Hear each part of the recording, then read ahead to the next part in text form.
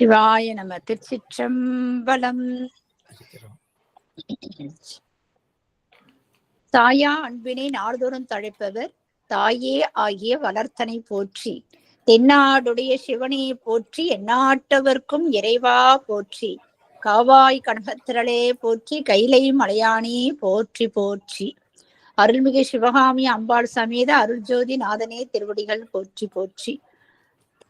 திருத்தணி முருகப்பெருமான் மலரடிகள் போற்றி போற்றி. அருள்மிகு சிவகாமி அம்பாள் சமேத அருள்ஜோதி நாதனே திருவடிகள் போற்றி போற்றி. அனைத்து அடியார்களுக்கும் திருவடி வணக்கம். குருவே சரணம். தெளிவு குருவின் திருமேனி காண்டல், தெளிவு குருவின் திருநாமம் செப்பல், தெளிவு குருவின் திருவார்த்தை கேட்டல், தெளிவு குரு ஒரு சிந்தித்தல் தானே, தெளிவு குரு ஒரு சிந்தித்தல் தானே. திருச்சிற்றம்பலம். சாருமதி அம்மா விநாயகர் பாடல் பாடுங்க. திருச்சிற்றம்பலம். பாலும் தெளித்தேனும் பாகும் பருப்பும் இவை நான்கும் கலந்துனக்கு நான் தருவேன். கோலம் செய் துங்கக் கரிமுகத்து தூமணியே, நீ எனக்கு சங்கத்தமிழ் மூன்றும் தா.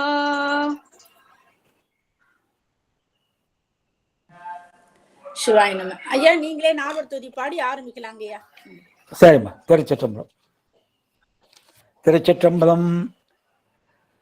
சைவத்தின் மேல் சமயம் வேறில்லை, அதில் சார் சிவமாம் தெய்வத்தின் மேல் தெய்வம் இல் எனும், நான்மறை செம்பொருள் வாய்மை வைத்த சீர்திரு தேவாரமோ திருவாசகமோ உய்வத் தரச் செய்த நால்வர் பொற்றாழியம் உயிர் துணையே.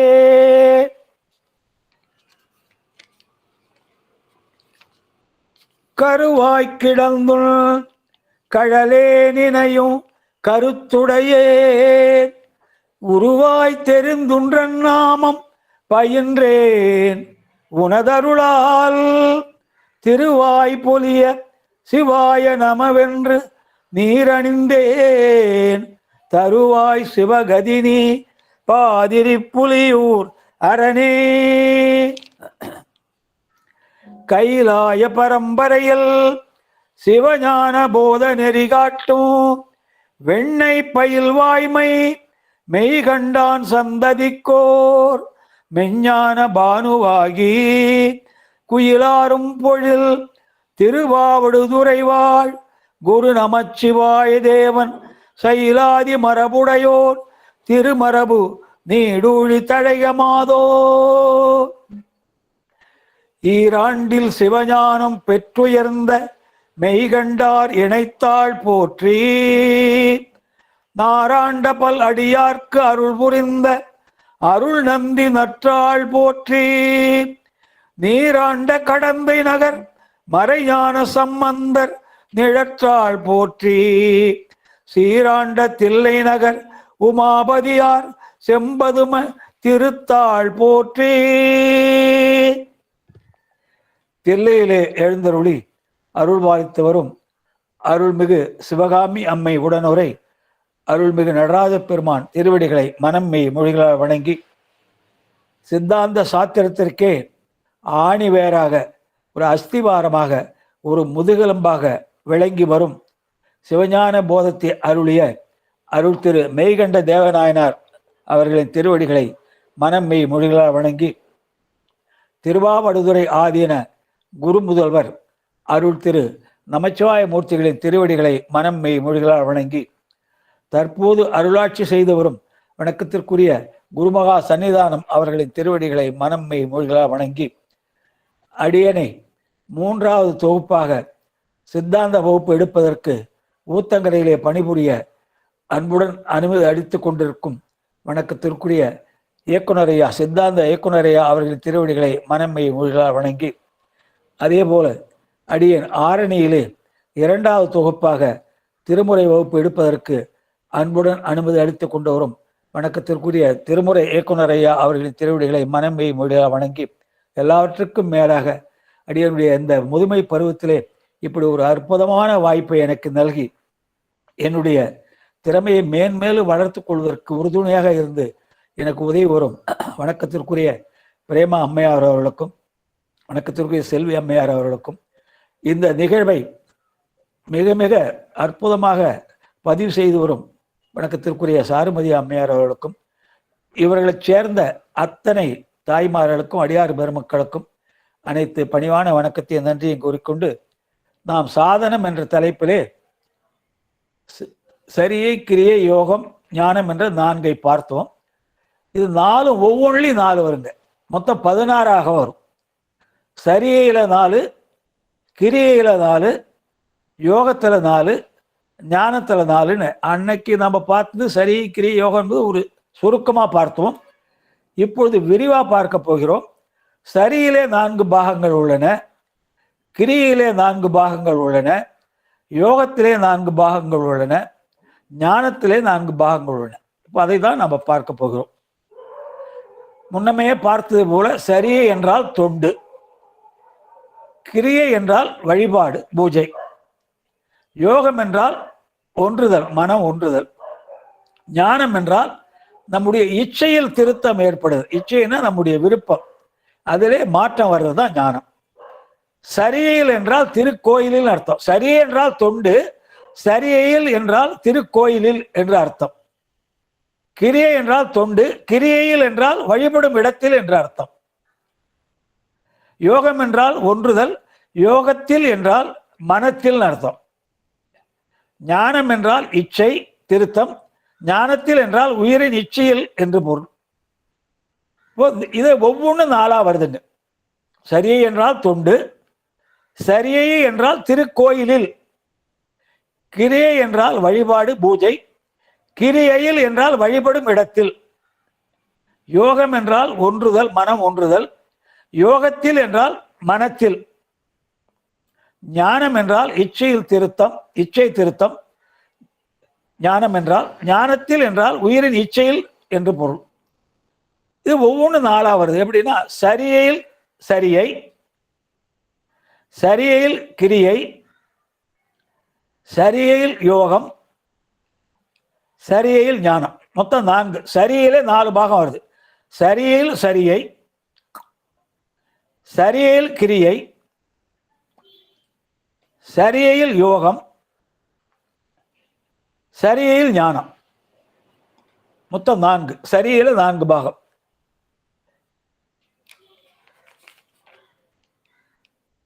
அடுத்தது கிரியையில் சரியை, கிரியையில் கிரியை, கிரியையில் யோகம், கிரியையில் ஞானம். 2வதுல 4 பாகம்.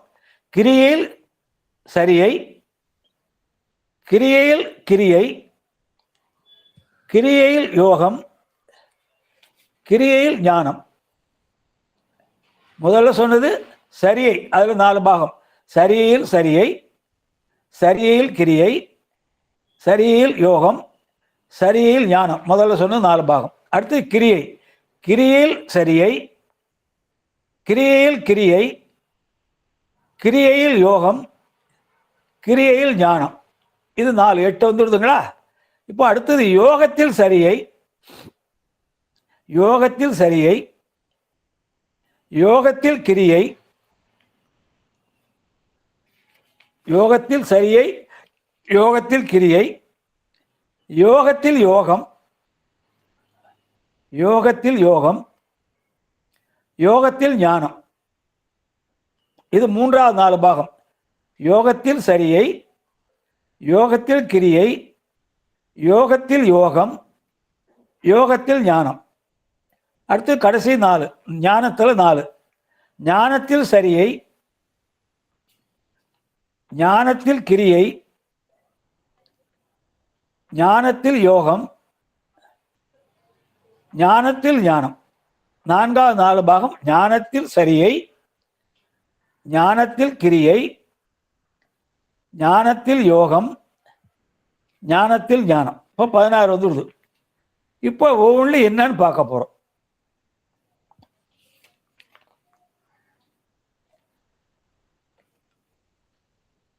சரியை என்பது திருக்கோயிலில் செய்யும் தொண்டுகள். முதல்ல சொன்னோம், சரீரத்தால் செய்யப்படுவது சரியை. சரியை என்பது திருக்கோயிலில் செய்யும் தொண்டுகள், அது முன்னமே போன வகுப்புல பார்த்தோம். கிரியை என்பது அருவுருவ திருமேனியை வழிபடுதல், பூஜித்தல். யோகம் என்பது இறை அருளோடு ஒன்றுதல். ஞானம் என்பது யோக பயனால் ஆன்மாவின் இச்சையில் ஏற்படும் திருத்தம். இதுதான் முதல்ல அன்னைக்கு பார்த்தோம். இப்போ அந்த 4 16 பண்ணியிருக்கோம். சரியில் சரியைனா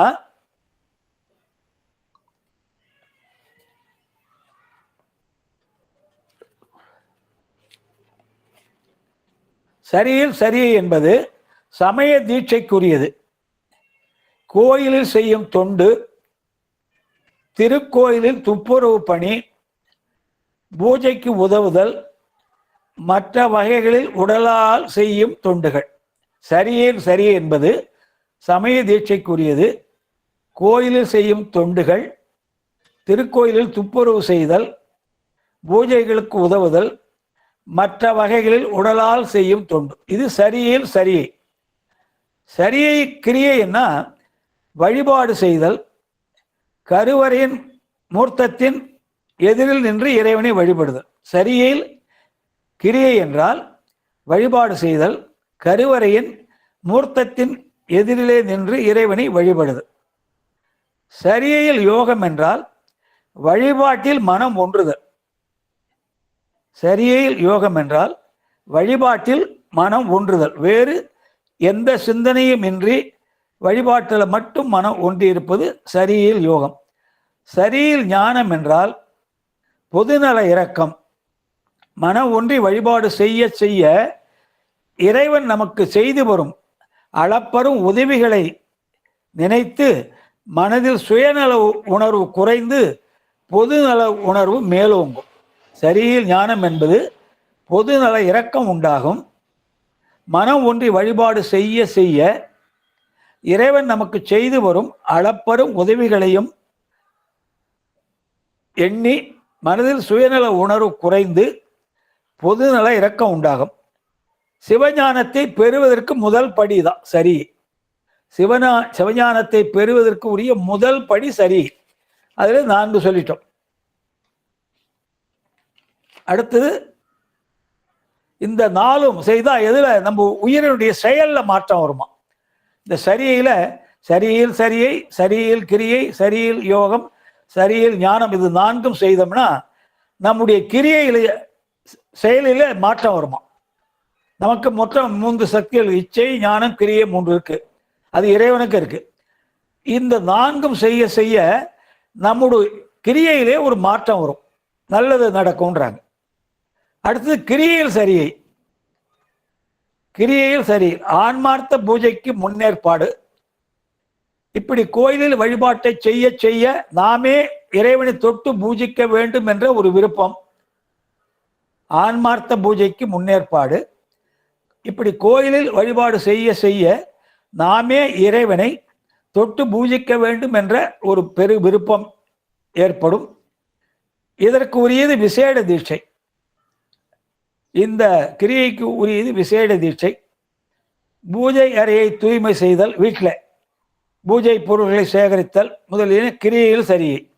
வீட்டில் நம்ம சிவலிங்கம் வச்சு பூஜை பண்ணுறோம், அதற்கு வேண்டிய பூஜை பொருட்களை சேகரித்தல், வீட்டில் தூய்மைப்படுத்தல், அந்த மாதிரி தொண்டுகள்லாம் சரி கிரியையில் சரியை. கிரியையில் கிரியை பூஜை அறையில் பூஜித்தல். வீட்டில் பூஜை அறையில் ஆன்மார்த்த லிங்கத்திற்கு திருநீராட்டு செய்து உடை சாத்தி பூமாலை அணிவித்து தூப தீபம் காட்டி திருமுறை பாடி வழிபடுதல். கிரியையில் கிரியை என்றால் பூஜை அறையிலே பூஜித்தல்.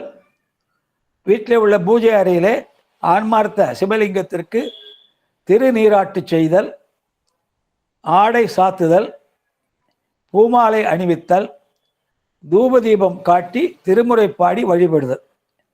கிரியையில் யோகம் என்றால் பூஜையில் மனம் ஒன்றுதல். ஆன்மார்த்த லிங்க பூஜையை மனம் ஒன்றி செய்வது. மனம் வேறு எதிலும் ஈடுபாடு இல்லாமல் மனம் ஒன்றி செய்வது. வேறு பொருள்களில் சிந்தனைகளில் மனம் செல்லாமல் செய்யும் பூஜையிலேயே மனம் ஒன்றி இருப்பதுதான் இந்த கிரியையில் யோகம். ஆனால் அது அவ்வளவு எளிதிலே நம்மால் கடைபிடிக்க முடியாது. தொடர்ந்து நாம் அதை செய்து வர அந்த பயிற்சியாலே நாம் இந்த நிலையை அடையலாம். கிரியையில் யோகம் என்றால் பூஜையிலே மனம் ஒன்றுதல். ஏனென்றால் எப்பொழுதுமே நம் மனம் அலைபாய்ந்து கொண்டே இருக்கும். நம்ம பூஜையில் உட்கார்ந்துருப்போம், வேற ஏதாவது உலக சிந்தனை வரும். அந்த நேரத்தில் அங்கே பணம் கொடுத்துருந்துமே வந்துதா இல்லையான்னு வரும், ஏதாவது ஒரு உலக சிந்தனை வந்து சேரும். அது மாதிரிலாம் வராமல் பூஜையிலே மனம் 100% மனம் ஒன்ற வேண்டும். அது அவ்வளோ எளிதாக வராதுன்றாங்க பெரியவர்கள். ஏனென்றால் அந்த நிலை அடைவதற்கு நம்ம தொடர்ந்து அந்த அபியாசத்தை செய்து வர அந்த நிலை கொஞ்சம் கொஞ்சமாக நம்மால் அடையப்படும். கிரியையில் ஞானம் என்றால் எல்லோரையும் சிவமாக காணுதல். ஏனென்றால் ஏன் எல்லாரையும் சிவமாக பார்க்கணும்னா கேட்குறாங்க, ஏங்க எல்லாரையும் சிவமாக பார்க்கணும், எல்லாம் மனிதர்கள் தானே, மற்ற மிருகங்கள் தானே, எல்லாரையும் ஏன் சிவமாக பார்க்கணும்னு கேட்குறாங்க. வேற ஒன்றும் இல்லை, எளிமையான காரணம் தான். எல்லார் உடலிலும் பெருமான் ஒன்றாய் வேறாய் உடனாக இருக்கிறார். எல்லோரோடும், எல்லா உயிரினங்களோடும், மனிதர்களோடு மட்டுமல்ல அனைத்து உயிர்களோடும் பெருமான் ஒன்றாய் வேறாய் உடனாய் இருக்கிறார். பெருமான் ஒன்றாய் இருப்பது நம்முடைய இருப்புக்கு. அவர் நம்மோடு ஒன்றாய் இருந்தால்தான் நம்ம இருக்கவே முடியும்.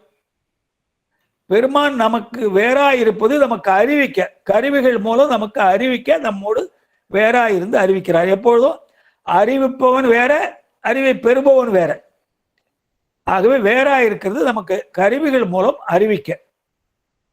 ஏனென்றால் நம்முடைய ஷார்ட் கம்மிங் என்னன்னா, ஆன்மாவுக்குள்ள குறை, இது அறிவித்தால் தான் அறியும். நமக்கு சிற்றறிவு இருக்குது, ஆனால் நம்முடைய இயல்பு, இயற்கை இயல்பு என்னன்னா, நாம் எப்பொழுதும் நம்மால நேராக எதையும் அறிய முடியாது. அறிவித்தால் மட்டும்தான் அறிவோம், அறிவதை மறந்து விடுவோம், மறுபடியும் அறிவோம். இப்படியாக நமக்கு வேறொரு துணை இருந்தால்தான் நம்ம அறிவை பெற முடியும். அதுக்காக தான் வேறா இருக்கிறார். உடனா இருக்கிறது தான் முக்கியமானது. வேறா இருக்கிறது காட்டும் உபகாரம். இறைவன் நம்மோடு வேறா இருப்பது காட்டும் உபகாரம், நமக்கு அறிவை விளக்கி காட்டுகிறார். உடனா இருக்கிறதா ரொம்ப முக்கியன்றாங்க. இப்போ நான் இங்கேருந்து சொற்பொழிவு பண்ணுறேன்னா பெருமானே என்னோடு சேர்ந்து சொற்பொழிவு செய்து கொண்டிருக்கிறார், என்னை அதில் ஈடுபடுத்தி கொண்டிருக்கிறார். என்னை அவர் அதில் செலுத்துவதால் தான் நான் தொடர்ந்து சொற்பொழிவு செய்ய முடியுது. ஆகவே தான் உடனாக இருப்பது ரொம்ப ரொம்ப முக்கியன்றாங்க. அதனால்தான் பார்ப்பது அனைத்தையும் சிவமாக பார்க்கணும். ஏன் சொல்கிறாங்கன்னா, அனைத்து உயிர்களோடும், அனைத்து உயிரினங்களோடும், மனிதர்கள் மட்டுமல்ல அனைத்து உயிரினங்களோடும் இறைவன் ஒன்றாய் வேறாய் உடனாய் இருக்கிறார். ஆனால் அது மனிதர்கள் மட்டும்தான் சிறப்பாக நல்லபடியாக புரியும். மற்ற உயிரோடு இருக்கிறார் அவர் அப்படி, ஆனால் அவ்வளவு எளிதாக அதை புரிந்து கொள்ள முடியாது. நம்மிடம் இருப்பதை தான் நம்ம சிறப்பாக புரிந்து கொள்ள முடியும். ஆகவே எல்லோரையும் சிவமாக காணுதல். ஆன்மார்த்த சிவலிங்க பூஜை செய்ய செய்ய பார்க்கின்ற எல்லோரையும் சிவமாகவே காணும் நிலை ஏற்படுமா. தொடர்ந்து நீங்க வீட்டில் சிவலிங்க பூஜை செய்ய செய்ய பார்க்கும் அனைத்தையும் சிவமாக காணும் நிலை வருமா. சிவஞானம் பெற இது 2வது படின்றாங்க. சிவஞானம் பெற இது 2வது படி. இதை தொடர்ந்து செய்து வர நம்முடைய ஞானத்திலே ஒரு மாற்றம் வரும். முதலிலே சொன்னது சரியிலே, நம்முடைய செயலிலே, கிரியையிலே மாற்றம் வரணும்.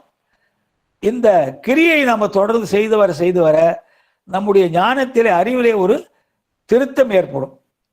தொடர்ந்து இதை செய்து வர உலக நாட்டம் குறைந்து இறை நாட்டம் அதிகமாகிறதுனால நம்ம அறிவிலே ஒரு திருத்தம் ஏற்படும். அடுத்தது யோகத்திலே சரி 8 பார்த்துட்டோம். இப்போ அடுத்து 8 பார்க்குறோம். யோகத்திலே சரியே என்றால் மன அழுக்குகளை நீக்கிக் கொள்ளுதல். நம்மகிட்ட நிறைய இருக்கு. இந்த காமம், குரோதம், மதம், முகம், ஆச்சரியம் நிறைய கெட்ட குணங்கள் இருக்கு. எல்லோரோடும் இருக்கு, அடியனுக்கு கூட எல்லாரோடும் இருக்கு. பக்குவாடத்தை விட கொஞ்சம் குறைஞ்சாலா இருக்கும். சுத்தமா இல்லாதவங்கன்னு யாரும் சொல்ல முடியாது. அது இல்லாம போனா நம்ம இறைவன்கிட்ட நெருங்கிட்டோன்னு அர்த்தம்.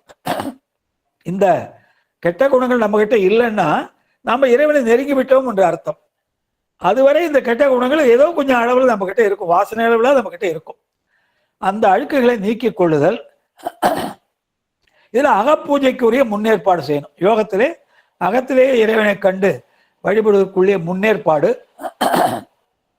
மனத்தையே கோயிலாக பாவிக்க வேண்டும்.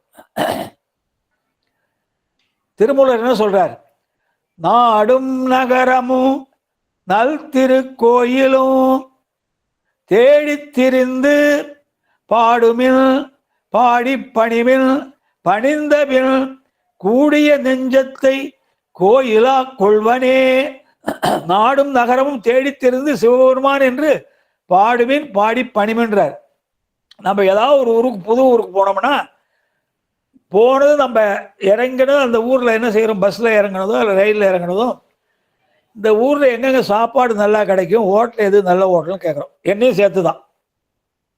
இப்போ நான் எந்த ஊருக்கு புதுசாக போனாலும் ஊத்தங்கரைக்கு முதல் போகக்குள்ள நாங்கள் இதான் கேட்டேன், சத்தியமாக அதான் கேட்டேன். பஸ்ஸை விட்டு இருந்தால் ஐயா இங்கே எங்கெங்கே நல்ல ஹோட்டலில் சாப்பிட்றதுன்னு கேட்டேன். அதே மாதிரி ஆரணி போனது அதான் கேட்டேன். ஆனால் என்ன சொல்கிறார் திருமூலர், அப்படி பண்ணக்கூடாதான். நம்ம ஏதாவது ஒரு புது ஊருக்கு போய் இறங்கினோம்னா முதலிலே அந்த ஊரில் எந்த பெருமான் சிவபெருமான் என்ன கோலத்திலே எந்த திருநாமத்திலே அருள் பாலிக்கிறார், திருநாமம் என்ன, அந்த வரலாறு என்ன, எந்த அரசனால் கட்டப்பட்டது, அது பிற்காலத்தில் கட்டப்பட்டதா, திருமுறையெல்லாம் பாடப்பட்டிருக்கா அவர் மேலே, நால்வர் பெருமக்கள் யார் யார் அவரை பற்றி பாடியிருக்கிறார்கள் எல்லாம் தெரிந்து கொண்டு முதல் வேலையா அந்த கோயிலில் போய் பெருமானை தரிசிக்க வேண்டும், பாட வேண்டும், பாடி பணிய வேண்டும். என் குரல் கிச்சு குரல், எனக்கு கட்ட குரல் அதெல்லாம் நினைக்காதீங்க. வீட்டில் நம்ம குழந்தைங்க ஏதாவது ஒரு தத்து புத்துன்னு ஏதாவது ஒன்று பேசுனா நம்ம என்ன இலக்கணம் பழையா பார்க்குறோம், குழந்தைங்க பேசுறதுல சந்தோஷப்படுறோம். அது மாதிரி ஆனால் நியாயப்படி பண்ணோடு தான் இசையை பாடணும். அதுக்காக தான் திருமுறையெல்லாம் இப்படி ஓதுவா மூர்த்திகளை வச்சு கற்றுத்தரோம். அதுக்கு விளக்கெல்லாம் நம்ம சொல்கிறோம். ஆனால் முறைப்படி அதான் செய்யணும். பண்ணோட பாட முடிந்தால் அதான் 100% நல்லது. ஆனால் இந்த வயதான நேரத்தில் நம்மளால் பண்ணோடு பாடுவது சிரமம் இருந்தால் ஞானசம்பந்தர் சொல்கிறார், உங்களுக்கு என்ன ராகம் வருமோ அதில் பாடுங்கட்டார். இறைவனை அதிகம் ஏற்றுக்கொள்வாராம். அவர் ஒன்றும் இந்த ராகத்தில் தப்பாக பாடுறானே, பண்ணலாம் பாடுறானே அப்படின்னு அவர் ஒதுக்கிட மாட்டாராம். அவர் பார்க்கறது உங்கள் அன்பை தான் பார்க்குறார். நீங்கள் வாயில் பாடுற அந்த சவுண்டெல்லாம் அவருக்கு ஒன்றும் பொருட்படுத்துறதில்லை. உங்கள் மனசில் என்ன இருக்கா அவரை பற்றி அதுதான் பார்க்குறார். ஆக பாடுமின் பாடி பணிமின் பணிந்தபின் கூடிய நெஞ்சத்தை கோயிலாக கொள்வனே. மூலஸ்தானத்தை விட்டு உங்கள் நெஞ்சில் வந்து குடியிருந்துருவார். ஆகவே அந்த அகபூஜைக்குரிய முன்னேற்பாடு மனத்தை கோயிலாக ஆக்க வேண்டும். அப்போ கோயில் ஆக்கிறதுனா, இப்போ நம்ம ஒரு இடத்துக்கு போகிறோங்க, ஒரு இடத்துல உட்கார போகிறோம். நம்ம டக்குன்னு அப்படியே உட்காடுறோம். கையில் கர்ச்சிஃபோ துண்டோ ஏதாவது வச்சுருந்தோம்னா அந்த இடத்த ஒரு தொடச்சிட்டு தான் உட்காரோம். யாரும் அப்படி தான் செய்கிறோம். எங்கேயா போகிறோம், பஸ் ஸ்டாண்ட்லேயே இங்கே ஒருத்தில் கட்டி வச்சுருக்காங்க உட்கார்ற இடம், நம்ம போய் உட்கார போனால் கையில் இருக்க கர்ச்சிஃபாலே துண்டாலே இந்த இடத்த ஒரு தொடச்சிட்டு தான் உட்காரோம். ஏன்? அதில் இருக்க அழுக்கு நம்ம வேட்டியில் ஒட்டிக்குமே. அப்போ மனதை கோயிலாக ஆக்க வேண்டும் என்றால் நம்ம மனதிலே உள்ள பேராசை, களவு, பொய், பொறாமை, காமம், கோபம் ஆகிய அழுக்குகள்லாம் நீக்க வேண்டுமா. அது அவ்வளோ சீக்கிரம் முடியாது. கொஞ்சம் கொஞ்சமாக நீக்க வேண்டும். கொஞ்சம் கொஞ்சமாக நீக்கி கொண்டு வர வேண்டும். அப்படி நீக்கி கொண்டு வந்தால் நாளடைவில் அதெல்லாம் நம்ம விட்டு போயிடுன்றாங்க. யோகத்தில் கிரியை என்பது அக பூஜை செய்தல். உந்தி கமலத்திலே சிவவேள்வி செய்ய வேண்டும். அப்படி செய்தால் நெஞ்ச கோயிலில் இறைவன் எழுந்தருள்வான். அதை தாமரை தண்டு மாதிரி சொல்லுவாங்க. அடியிலேருந்து தாமரை தண்டு மேலே வந்து இதயத்தில் அந்த 8 இதழ் தாமரை இருக்க மாதிரி அந்த தாமரை தண்டில் மேலே இறைவன் இருக்கிற மாதிரி வைத்து அந்த ஆன்மார்த்த சிவலிங்க பூஜை மனக்கோயிலே செய்ய வேண்டும். அப்படி செய்தால் திருமேனிக்கு புற பூஜையில செய்து அப்படியே மானசீகமாக செய்யணுமா. நம்ம வெளியே புற பூஜையில என்ன செய்யுமோ பெருமானுக்கு அதை அப்படியே மானசீகமாக மனத்திலே செய்யணுமா.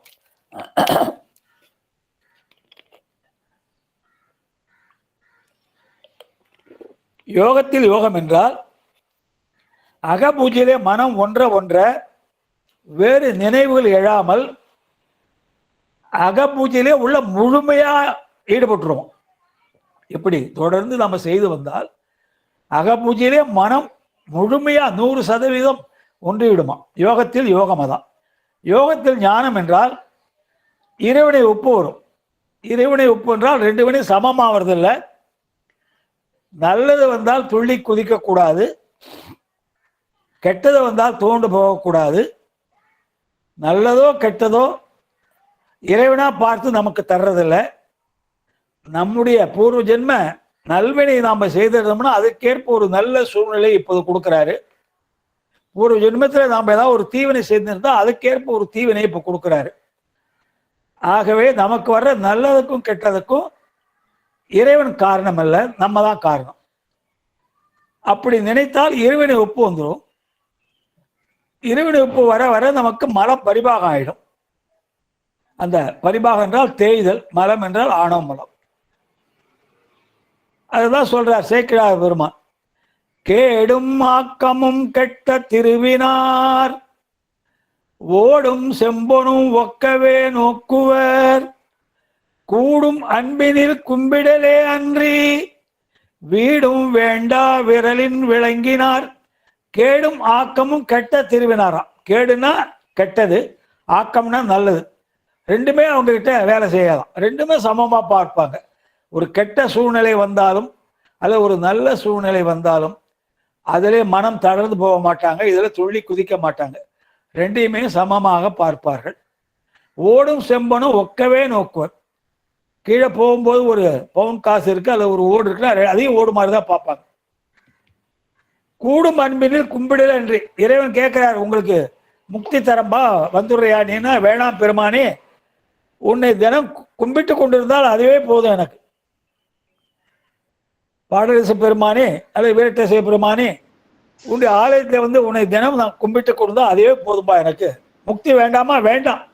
வீடும் வேண்டாம் விரலின் விளங்கினார்ட்ட அந்த நிலை வரணுன்றார். அப்போ இறைவனை ஒப்பு வரும். அகபூஜை செய்ய செய்ய இறைவன் நெஞ்சத்தை இடமாக கொண்டு எழுந்துள்ளான். இப்போ பாடின அந்த பாட்டு தான், கூடிய நெஞ்சத்தை கோயிலா கொள்வனே. அப்போது நம் நெஞ்சம் தூய்மை அடையுமா. எந்தவித ஒரு அசுத்தம் இருக்கா நெஞ்சத்துல. வெறுப்புகள் நீங்கும். ஊழ்வினையாகிய பிராரத்தத்திலே இன்பத்தில் துள்ளாமலும் துன்பத்தில் துவளாமலும் இருக்கும் சமநிலை ஏற்படும். பிரசாத புத்தின்னு அதுதான் நான் சொல்லி வரேன். இந்த பிரசாத புத்தின்றதை நான் ஒருத்தன் தான் சொல்லி வரேன், வேற எந்த பேராசிரியர் இதில் சொன்னதா இல்லை. பிரசாத புத்தி என்றால், இப்போ காலையில் வீட்டில் பூஜை பண்ண போறீங்க, கடையில் போய் ஒரு கடையில் தேங்காய் வாங்குறீங்க, ஒரு கடையில் வெத்தலை வாங்குறீங்க, ஒரு கடையில் பாக்கு வாங்குறீங்க, ஒரு கடையில் வாழைப்பழம் வாங்குறீங்க, மளிகை கடையில் கற்பூரம் வத்தியெல்லாம் வாங்குறீங்க, பூக்கடையில் புஷ்பம் வாங்குறீங்க. இதெல்லாம் வாங்கி பூஜை பொருளை குருக்கள்கிட்ட கொடுக்குறீங்க உங்கள் பேருக்கு அர்ச்சனை பண்ண சொல்லி. குருக்கள் அர்ச்சனை பண்ணிட்டு உங்கள்கிட்ட கொடுக்கும்போது இந்தாங்க தேங்காய் நான் கொடுக்குறாரு, இல்லை இந்தாங்க வாழைப்பழம் கொடுக்குறாரா, இந்தாங்க பிரசாதம் கொடுக்குறாரு. இப்போ நீங்கள் வாங்கும்போது அதுக்கு பேர் வெவ்வேறு. ஒரு 4-5 இடத்துலேருந்து வாங்குறீங்க. தேங்காய் கடையிலேருந்து தேங்காய் வாங்குறீங்க, வாழைப்பழ கடையிலேருந்து வாழைப்பழம் வாங்குறீங்க, பூக்கடையிலேருந்து புஷ்பம் வாங்குறீங்க, மளிகை கடையிலேருந்து கற்பூர வத்தியெல்லாம் வாங்குறீங்க. இப்போ வாங்கும்போது அதுக்கு வெவ்வேறு பேர். எப்பொழுது பெருமான் திருவிடிலே வைத்து சமர்ப்பணம் பண்ணப்பட்டு விட்டதோ அப்போது அதுக்கு பேர் என்ன? பிரசாதம் வந்துடும். அதை வாங்கி கண்களிலே ஒத்தி கொள்கிறீர்கள். அந்த பிரசாத புத்தியோடு நம்ம வாழ வேண்டும். ஒரு கெட்டது வருதா, சரி நம்ம போன ஜென்மத்திலேயோ போன பிறவிலையோ எதுலேயோ ஒரு நம்ம கெடுதல் செஞ்சிருக்கோம் பிறருக்கு. அந்த கெடுதலை இந்த ஜென்மத்திலே நமக்கு இவர் மூலமா பெருமான் கொடுத்திருக்கார் என்று அதை அனுபவித்து விட வேண்டும். அதே மாதிரி ஒரு நல்லது வருது, போன ஜென்மத்தை யாருக்கோ நம்ம ஒரு நல்லது செஞ்சிருக்கோம், அதன் பலனை நல்ல பலனை இப்போ இவர் மூலமா நம்ம கொடுக்கிறார். அப்படி என்று இரண்டையுமே சமமாக பாவித்து அனுபவிக்க வேண்டும். சமம்னா துன்பத்திலே தோழக்கூடாது, இன்பத்திலே துள்ளக்கூடாது. இந்த சமநிலை வந்துடுதுன்னா இறைவனுக்கு வந்துடும். இந்த யோகத்தால ஆன்மாவுடைய இச்சையில விருப்பத்தில் ஒரு மாற்றம் திருத்தம் ஏற்படுமா. சரியிலே நம்முடைய கிரியையிலே திருத்தம் ஏற்படும். ஞானத்திலே நம்முடைய கிரியையிலே நம்முடைய அறிவிலே திருத்தம் ஏற்படும். யோகத்திலே நம்முடைய இச்சையிலே 3 திருத்தம் ஏற்படும். நம்ம கிட்ட 3 இருக்கு, இச்சை, ஞானம், கிரியை. இது 3 தான் நம்ம செயல்பட வைக்குது. ஒரு செயலை செய்வதற்கு நமக்கு விருப்பம் வேண்டும், அந்த செயலை செய்வதற்குரிய அறிவு வேண்டும், அந்த அறிவை கொண்டு அந்த செயலை செய்வதற்குரிய தெம்பு வேண்டும். இது 3 திருத்தம் வந்துடும். சுயநலம் போய் நமக்கு பொது நலம் வந்துடும். கிரியையில திருத்தம் வந்துடும், ஞானத்திலே திருத்தம் வந்துடும். இந்த யோகத்தாலே நம்முடைய விருப்பத்திலே ஒரு திருத்தம் ஏற்படும். அப்போ நம்ம மூணும் திருத்தம் ஏற்பட்டுரும். இச்சை ஞானம் கிரியம் மூன்றுமே 100% சுத்தமாகிவிடும். அதில் கெடுதலே வராது, கெட்ட எண்ணமே தோன்றாது. இப்போ ஞானத்திலே சரியை அசத்தை நீக்கல். அசத்தம் என்றால், அசத்து என்றால் நிலையில்லாத பொருளை நீக்கது. இப்போ நம்ம எல்லாம் நிலையில்லாத பொருளோட வாழ்ந்து கொண்டிருக்கிறோம். எதுவுமே நிலையில்லை. முதல் நம்ம உடலும் நிலையில்லை, நம்ம கூட இருக்க எந்த பொருளுமே நமக்கு நிலையில்லை. எதுவுமே சாஸ்வதமாக நம்மோடு இருக்க போவதில்லை.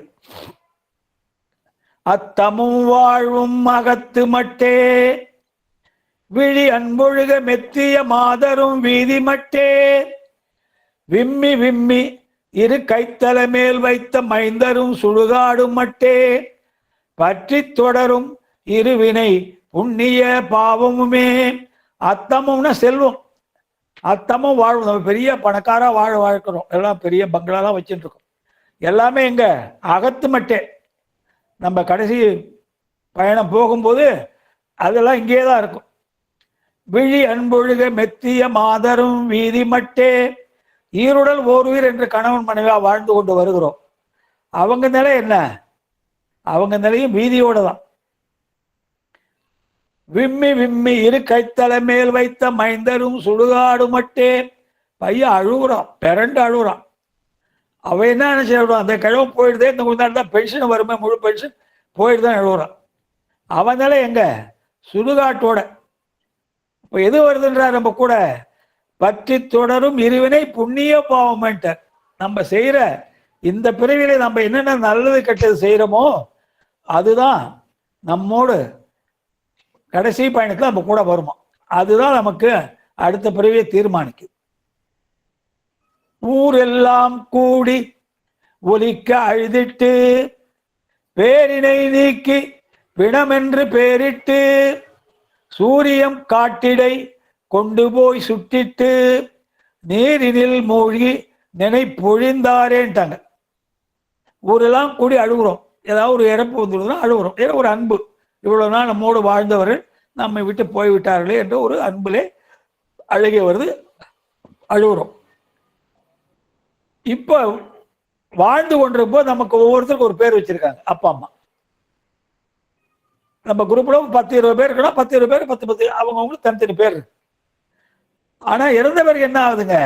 பேரினை நீக்கி பிணம் என்று பேரிட்டுரும்.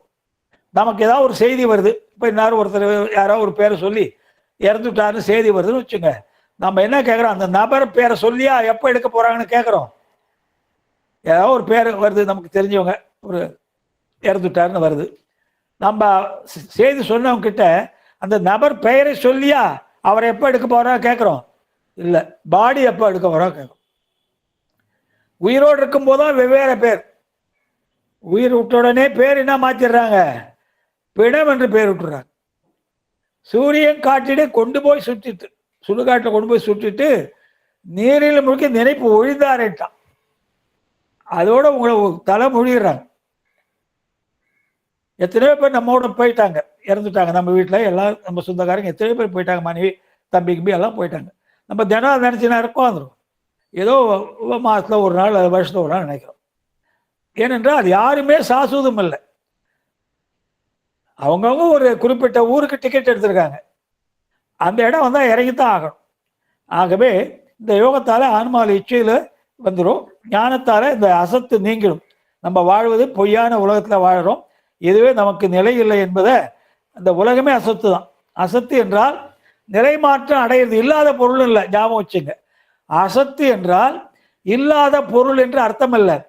அசத்து என்றால் இன்னைக்கு இருக்கிற நிலையில நாளைக்கு இருக்காது, நாளைக்கு இருக்கிற நிலையில் நாளைக்கு இருக்காது.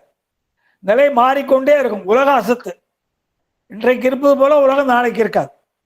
ஆகவே இந்த உணர்ச்சி விசேஷத்தால நமக்கு இந்த உலகம் அசத்து, நம்மோடு வாழ்பவர்கள் எல்லாருமே நிலையில்லாதவர்கள் என்ற மனதிலே ஒரு அந்த உணர்ச்சி விசேடம் வரும். இதுதான் ஞானத்திலே சரி. ஞானத்திலே கிரியை என்பது இறைவன் திருவடியை பற்றுதல். நம்ம முதல்ல எந்த நீங்க ஆலயத்துக்கு போனாலும், எந்த தெய்வமோ அல்லது கடவுளோ எந்த மூர்த்தத்தை வணங்கினாலும் முதலிலே திருவடியை பார்த்து வணங்குங்கள், அப்புறம் தான் மேலே போகணும். குருக்கள் கூட தீபாரதம் கண்ணும் போது அதை ஓம் ஓம் போடுவாரு, உடனே பாதாதி கேசம் போவார், கேசாதி பாதம் வருவார். இப்போ நம்ம எந்த ஆலயத்துக்கு போனாலும் திருவடியை பார்த்து வணங்குங்க. திருவடியை பற்றுதல்ன்றாங்க. உயிர் தனது இச்சையிலே இறைவன் திருவடியிலே பற்றி கொள்ளுது. நம்ம மனதால இறைவன் திருவடி பற்றி கொள்ளுது. ஞானத்தில் யோகம் என்பது தனது இச்சையால திருவடியில் ஒன்றுதல், இறைவன் திருவடியில மனம் ஒன்றுதல், தனது விருப்பத்தை இறைவன் திருவடியில ஒன்றுவித்துக் கொள்ளுதல். எனக்கு ஒண்ணு விருப்பம் இல்லப்பா, எல்லாம் ஒண்ணுதான். வேண்டத்தக்கது அறிவோய் நீ, வேண்ட முழுதும் தருவோய் நீ, வேண்டு மயன் மார்க்கு அறியோய் நீ அப்படின்றார்ல மாணிக்கவாசர். அது மாதிரி நம்முடைய விருப்பத்தை இறைவன் திருவடியில ஒன்றுவித்து விட வேண்டும். நாம எதையும் செய்வதில்லை, எல்லாமே அவர் பணி, இறை பணியாக செய்ய வேண்டும். எந்த செயலை செய்தாலும் அது இறைவனுடைய பணி என்ற நிலையில செய்ய வேண்டும். இது என்னுடைய செயல், இது உங்களுடைய செயல், அதற்காக நான் செய்கிறேன் என்ற நிலையில இல்லாமல் எல்லா செயல்களையும், நாம் செய்யும் எல்லா செயல்களையும் இறைவன் செயலாக நினைத்து செய்ய வேண்டும். இறைவன் கையிலே நாம் ஒரு கருவி, அவர் நம்மை இயக்கிக் கொண்டிருக்கிறார், அதற்கேற்ப நாம் இயங்கிக் கொண்டிருக்கிறோம். We are just weapons in the hands of God. He is director. We are dancing according his tune. அவர் தான் இயக்குனர், நம்மளாம் கதாபாத்திரங்கள் நடித்து கொண்டிருக்கிறோம். ஆகவே எந்த செயலை செய்தாலும் நாம எதையும் நம்முடைய விருப்பத்தால் செய்கிறதில்லை, எல்லாமே இறை பணி. ஏகனாகி நிற்றல் இறைபணி நிற்றல்னு வரும். இறைபணியாக பார்த்து செய்ய வேண்டிய எல்லா செயலையும் இது இறைவன் செயல் என்று செய்தோம்னா அதுல கெடுதலே வராது. உங்களுக்கு அது கெட்ட எண்ணம் செய்யறதுக்கு மனசு வராது. இது கடவுள் செயல் என்று நாம் ஒரு செயலை நினைத்து செய்யும் பொழுது அதிலே எந்த தீயதுக்கும் வழியே இல்லை. அதுதான் ஞானத்தில் யோகம். ஞானத்தில் ஞானம் உயிர் எண்குணமாய் அவருடைய குணத்தை பெற்றுவிடும். நமக்கு இப்போது 3 குணம் இருக்கு, சத்துவம், ராஜசம், தாமசம் என்ற 3 மயக்கும் குணம் இருக்குன்றாங்க. நமக்கு என்ன இருக்கு? பிரகிருதி மாயை மயக்கும் குணம் உள்ளது. 3 குணம் இருக்கு, சத்துவம், ராஜசம், தாமசம். இது போயிடும், இறைவனுடைய எண்குணம் வந்துடும். ஞானத்தில் யோகம் செய்ததன் பயனாக உயிர் இச்சலை ஆணவ கலப்பு முற்றிலுமா நீங்கிவிடும். ஆணவம் முற்றிலும் நீங்கிடுனா ஆணவம் போயிடுதுன்னு அர்த்தம் இல்லை. ஆணவம் இருக்கும், முக்தி அடைஞ்சாலும் ஆணவம் இருக்கும். பாம்பு பல்லு இல்லாத பாம்பு போல இருக்கும். இப்போ நம்ம பக்த பிரகலாத படம் பார்த்தீங்கன்னா ஞாபகம் இருக்கும் உங்களுக்கு. இந்த பிரகலாத கழுத்துல பாம்பை போடுவான், உண்மையான பாம்பு அந்த காலத்துல போட்டான். அந்த பாம்பு இப்படி இப்படி கழுத்தை சுற்றி சுற்றி ஆடும். இப்போ வரலாம் கிராஃபிக் பண்ணிடுறானுங்க. பழைய காலத்தில் அந்த குழந்தைக்கு கழுத்துல பாம்பை போடுவான், அந்த குழந்தை பயப்படா இருக்கும், அந்த பாம்பு இப்படி இப்படி தலையை ஆட்டிட்டு. என்ன காரணம்? பாம்பு பல்ல பிடிங்கிட்டு இருப்பான். அது மாதிரி ஆணவம் இருக்கும், முக்தி அடைஞ்சாலும் ஆணவம் இருக்கும். பல்லு இல்லாத பாம்பு போல அது சக்தி மடங்கிடும். ஆகவே ஆணவம் சுத்தமா கலப்பு நீங்கும், தூய நிலை வந்துடும் நமக்கு. ஞானயோகத்தின் வாயிலாக இந்த இச்சையிலே சிவஞானம் பதியும். பெருமானுடைய சிவஞானம் பதியும். பதிஞானம்ன்றமே மொத்தம் 3 ஞானம் இருக்கு: பாசஞானம், பசுஞானம், பதிஞானம். பாசஞானம் பசுஞானம் ரெண்டும் தாழ்வானது, பதிஞானம் ஒன்றுதான் உயர்வானது. அந்த சிவஞானம் அல்லது பதிஞானம் நம்ம உயிரிலே வந்துவிடும். எந்த கருவிகளும் இல்லாமல் எல்லாவற்றையும் ஒரு சேர அறிவுது சிவஞானம் என்றால். எந்த வித கருவிகளும் இல்லாமல் எல்லாவற்றையும் ஒரு சேர அறிவுது, அதான் சிவஞானம். இதுவே இயற்கை அறிவு, முற்றறிவு ஒன்றும். இதுவே ஆற்றல், பேரிறக்கம். இங்கே ஆணவம் என்றால் பாசம், ஒருபோது அண்டாதமை மீண்டும் அந்த பாசம் நமக்கு சேராது. ஆனால் கலப்பாற்ற தூய தன்மை வந்துவிடும். ஆகிய திருவருளே எங்கு திருமேனியாகும். பெருமானுடைய திருவருளே நமக்கு திருமேனியாக வந்துடும். ஆகவே பேரின்பம் வரம்பெல்லாம் இன்பம் கிடைக்கும். இதுதான் ஞானத்தில் ஞானன்றாங்க. இப்போ நாம் 16 வகையாக பார்த்துட்டோம். சரியை, கிரியை, யோகம், ஞானம் என்பதிலே ஒவ்வொன்றிலையும் 4ஆக பார்த்தோம். இப்போ சம்மரி, அதை சம்ம பண்றேன். சரியைனா திருக்கோயிலில், சரியைனா தொண்டு,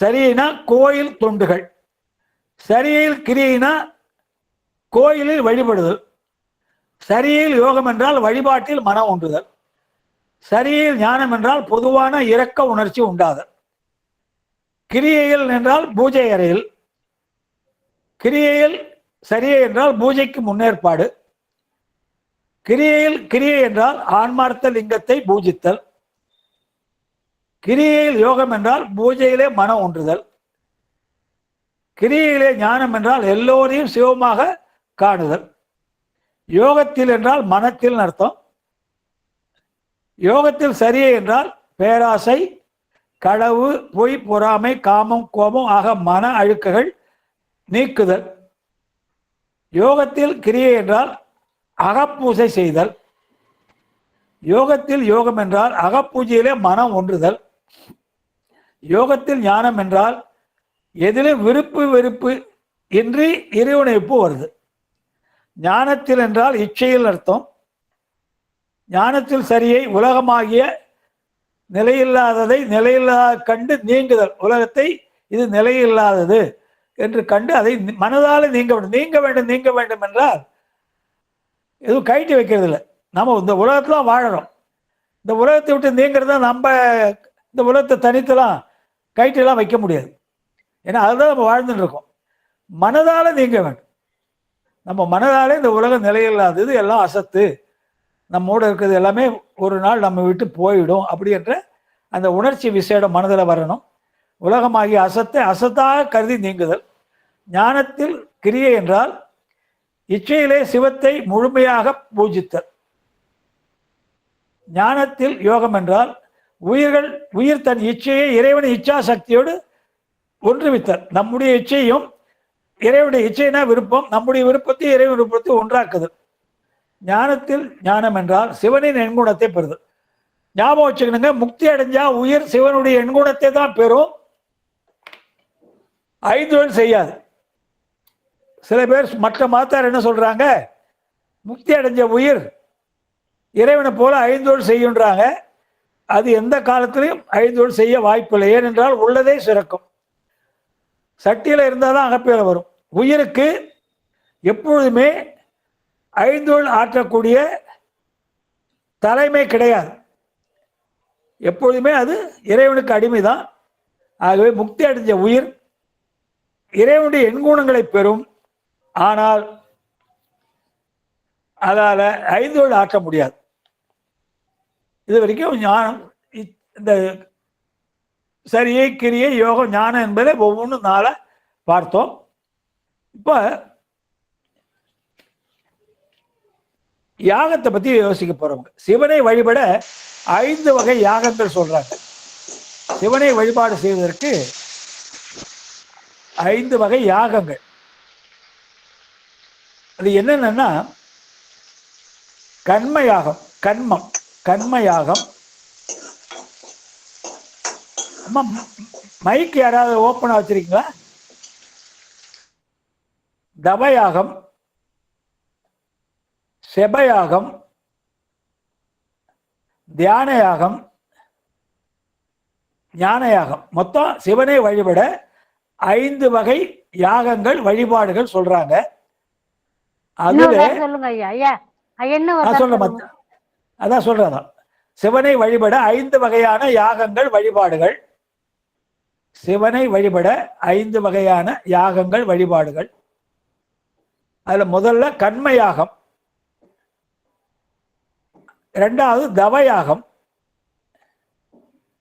3வது ஜபயாகம், 4வது தியான யாகம்,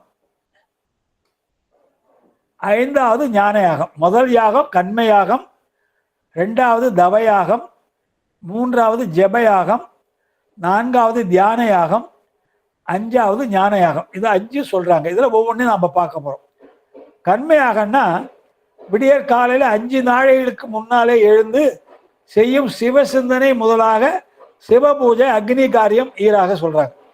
கண்மயாகம்னா காலையிலே 5 நாளைகளுக்கு முன்னாலே எழுந்து செய்யக்கூடிய சிவ சிந்தனையோடு செய்யக்கூடிய சிவபூஜை, அக்னி காரியம், இதுதான் கர்மயாகம். கர்மயாகம் என்றால் விடியற்காலை 5 நாளைக்கு முன்னாலே எழுந்திருந்து சிவ சிந்தனையோடு செய்யக்கூடிய சிவபூஜை, அக்னி காரியம் முதலியவை. தவயாகம் என்றால் சந்திராயண விரதத்தாலே உடலை மெலிவித்தல். சந்திராயண விரதம் ஒன்று இருக்குங்க, அதால உடலை மெலிவித்தல். அம்மா ஒரு டிஸ்டர்பன்ஸா இருக்கு, இந்த மேலே போகுது, கொஞ்சம் நிறுத்திக்கிறேன்.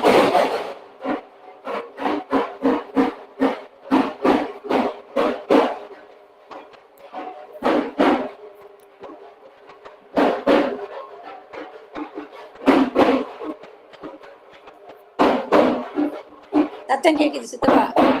கேக்குதுங்க, அதான் போகுது, மேலே போகுது.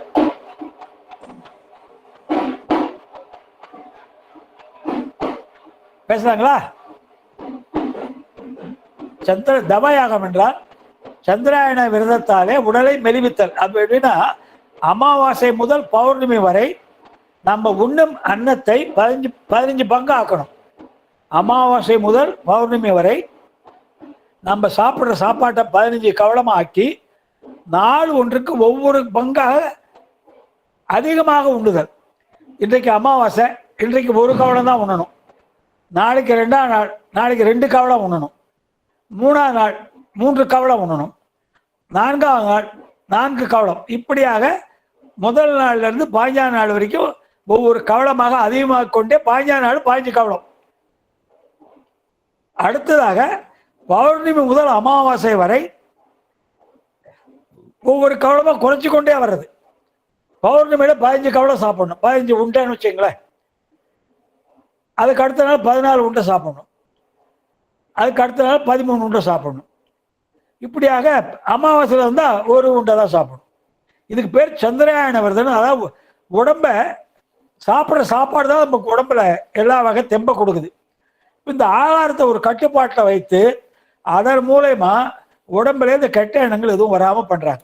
இதுக்கு பேர் தவயாகம்ன்றாங்க. இது சந்திராயண விரதத்தால் உடலை மெலிவித்தல்றாங்க. அடுத்து ஜபயாகம், மந்திரங்களை வாய் விட்டு சொல்லுதல். அதில் 3 விதம் சொல்கிறாங்க. மந்தம், மானதம், உரைன்றாங்க. மந்தம்னா மெதுவாக சொல்கிறது, மானதம்னா மனசுக்குள்ளேயே சொல்லிக்கிறது, உரைனா வெளியே கேட்கும்படி சொல்கிறது. மானதம் என்றால் மனசுக்குள்ளேயே சொல்லிடுது, வாயை மூடின்னு பேசாமல் இருக்கிறது, நமக்குள்ளேயே சிவாய நம்ம சிவாய நம்ம உள்ளுக்குள்ளேயே சொல்லிடுறது. மந்தம் என்றால் சிவாய நம்ம அப்படின்னு நமக்கு விட்டு கேட்குற மாதிரி சொல்கிறது. உரை என்றால் பிறருக்கு கேட்கும்படி உறக்க சொல்கிறது. இந்த மந்திரங்களை வாய் விட்டு ஜபித்தல், அது 3 முறை சொல்கிறாங்க. மானதம், மந்தம், உரை. மானதம் என்றால் மனசுக்குள்ளே சொல்லிக்கிறது, பேசாமல் உட்காந்துருப்போம், யாருக்குமே தெரியாது. நம்ம உள்ள மனதால் பெருமானுடைய திருநாமத்தை சொல்லி கொண்டிருக்க யாருக்கும் தெரியாது, நம்ம மனசுல உள்ளே சொல்லிட்டு இருப்போம். மந்தம் என்றால் லைட்டாக முணுமுணுக்கிறது. உரை என்றால் பிறருக்கு கேட்குற மாதிரி. தியான யாகம் என்றால் உடலில் 6 ஆதாரங்கள் சொன்னேன். அந்த 6 ஆதாரங்களிலே ஒவ்வொரு ஆதாரத்தையும் ஒவ்வொரு தெய்வத்தை வைத்து தியானித்தல், அதுதான் தியான யாகம். 6 ஆதாரங்கள் நம்மக்கிட்ட உடம்புல இருக்கு, அன்னைக்கே சொன்னேன். அந்த 6 ஆதாரங்கள் இருக்க தெய்வங்களை ஒவ்வொரு ஆதாரத்தில் வைத்து தியானித்தல். ஞான யாகம் என்றால் எழில் ஞான பூஜைன்றாங்க, தான் உயர்ந்தது. சிவபெருமான் திருவடியை அடைவிக்கும் எழில் ஞான பூஜை தான் சொல்றாங்க. ஞான யாகம்னாலே சிவபெருமான் திருவடியை அடைவிக்கும் எழில் ஞான பூஜை. இதுல 5 விஷயம் இருக்குங்க. ஓதல், முன்னுக்கு பின் முரண் இல்லாமல் சாத்திரங்களை படிப்பது, நம்மளே படித்து தெரிஞ்சுக்கிறது. சாத்திர தோத்திரங்களை முன்னுக்கு பின் முரண் இல்லாமல்னா எந்த வித தவறு தப்பு இல்லாமல் நாமே படித்து தெரிந்து கொள்வது. ஓதல், ஓதுவித்தல்னா தான் தெளிவாக படித்ததை மற்றவர்களையும் படிக்க வைப்பது. நம்ம ஒரு சாத்திரம் படிச்சிருப்போம், அவங்களையும் நீங்களும் படிங்க, இந்த சாத்திரம் நான் படிச்சிருக்கேன், இப்படிலாம் சொல்லப்பட்டிருக்கு, நல்ல கருத்துக்களாக சொல்லப்பட்டிருக்கு, நீங்களும் படிங்கன்னு அவர்களையும் படிக்க வைக்கிறது, அவங்களே அந்த புத்தகத்தை வச்சு படிக்க வைக்கிறது. அடுத்தது கேட்பித்தல். நம்ம சாத்திர பொருளை படிச்சுட்டோம், அதை நுட்பமாக ஆராய்ந்து அதை மற்றவர்களுக்கு எடுத்து சொல்றது. சாத்திர பொருளை மற்றவர்களுக்கு எடுத்து சொல்றது. ஓதல் என்பா நாமளே படிக்கிறது, ஓதுவித்தெல்லாம் பிறரையும் படிக்க தூண்டுவது, கேட்பித்தல் என்றால் நாம் படித்த சாத்திர பொருளை மற்றவர்களுக்கு கற்பித்தல். இது மூன்றும் ஆச்சாரியர் இல்லாமல் நடக்கக்கூடியது. இது மூன்றுமே நம்மளுக்கு ஆச்சாரியர் இல்லாமல் நடக்கக்கூடியது. ஏன்னா படிக்கிறது நம்மளே படிக்கலாம். சாத்திர புக் இருக்கு, தோத்திர புக் இருக்கு, நாம எடுத்து படிக்கிறோம், புரிஞ்சுக்கிறோம். அதே மாதிரி இன்னொருத்தர படிக்க சொல்றோம், நம்ம படிச்சதை பிறருக்கு சொல்றோம். இது மூன்றுக்கும் ஆச்சாரியர் தேவையில்லை, நம்மளே படிச்சு சொல்றோம். மற்ற அனுபவ அறிவு வர்றதுக்கு இன்னும் 2 செய்யணுன்றாங்க. கேட்டல், சிந்தித்தல். இதுதான் முக்கியன்றாங்க. கேட்டல்னா நம்ம குருகிட்ட இருந்து சாத்திர பொருளை குருமுகமாக கேட்க வேண்டும். சாத்திர பொருளை நம்ம படிச்சுட்டோம், முதல்ல படிச்சுட்டோம், நம்ம படித்ததை விட குருமுகமாக அதை கேட்க வேண்டும். சாத்திர பொருளை குருமுகமாக கவனமாக கேட்க வேண்டும். சிந்தித்தல், கேட்டவற்றை தெளிவாக சிந்தித்து தனித்து இருந்து சிந்திக்க வேண்டும். இந்த 5மே என்ன சொல்றாங்க, சிவபெருமானை திருவடி அடைவதற்கு எழில் ஞான பூஜைன்றாங்க. இந்த 4மே உலக போகங்களே தரும். இந்த 4 இருக்கு பாருங்க, கண்மையாகம், தவயாகம், ஜபயாகம், தியான யாகம், 4மே உலக போகத்தை தான் தருமா. மொத்தம் 5 யாகம் சொன்னோம். அதில் கண்மையாகம், தவயாகம், ஜபயாகம், தியான யாகம் எல்லாமே 4 வழிபாடுகளும் ஒன்றை விட ஒன்று உயர்வானது, ஒன்றை விட ஒன்று உயர்ந்தது தான்.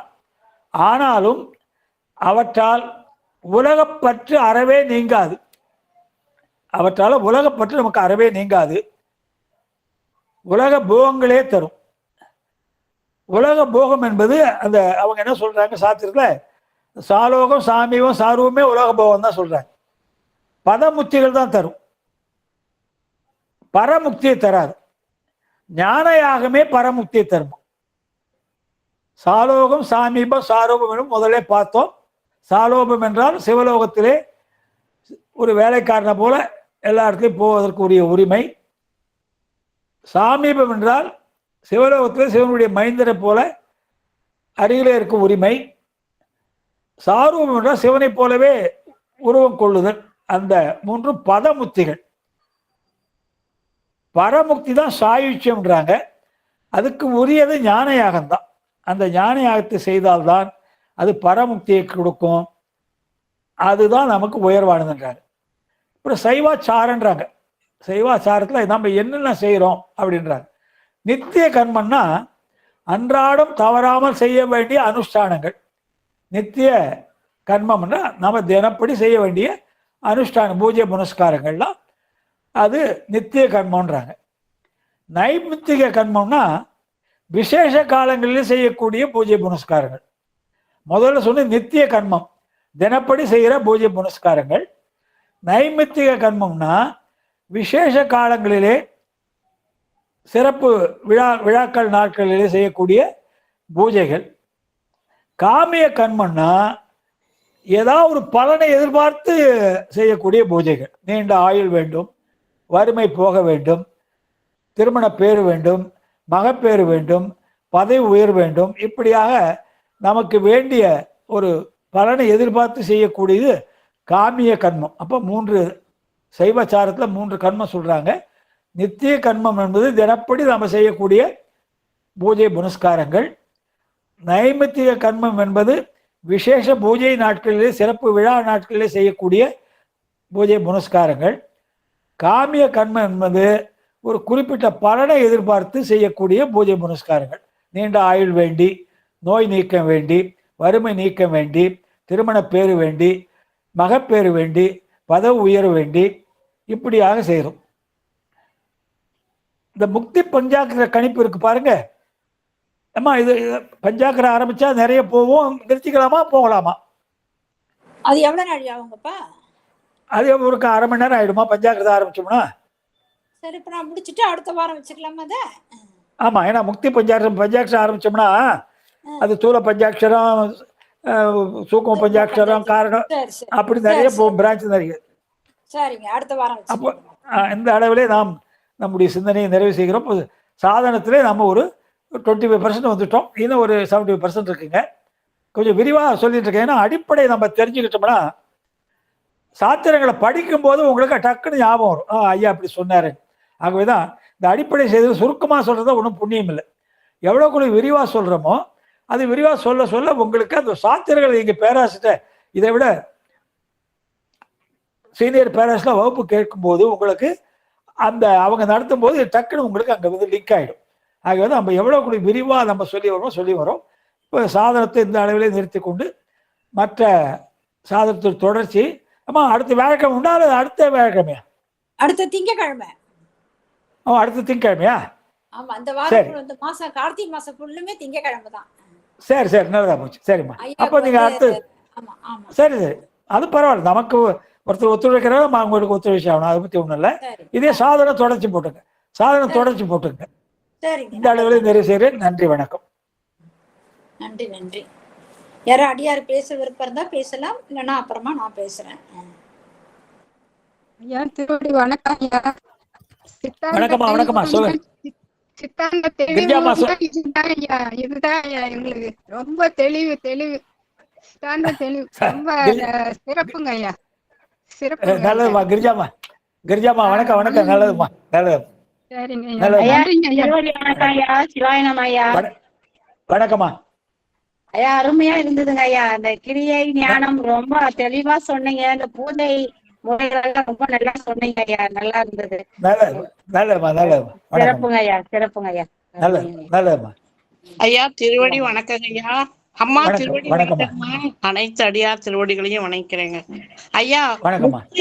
முக்தி வந்து 3 வகையா இல்ல 4 வகையாங்க ஐயா?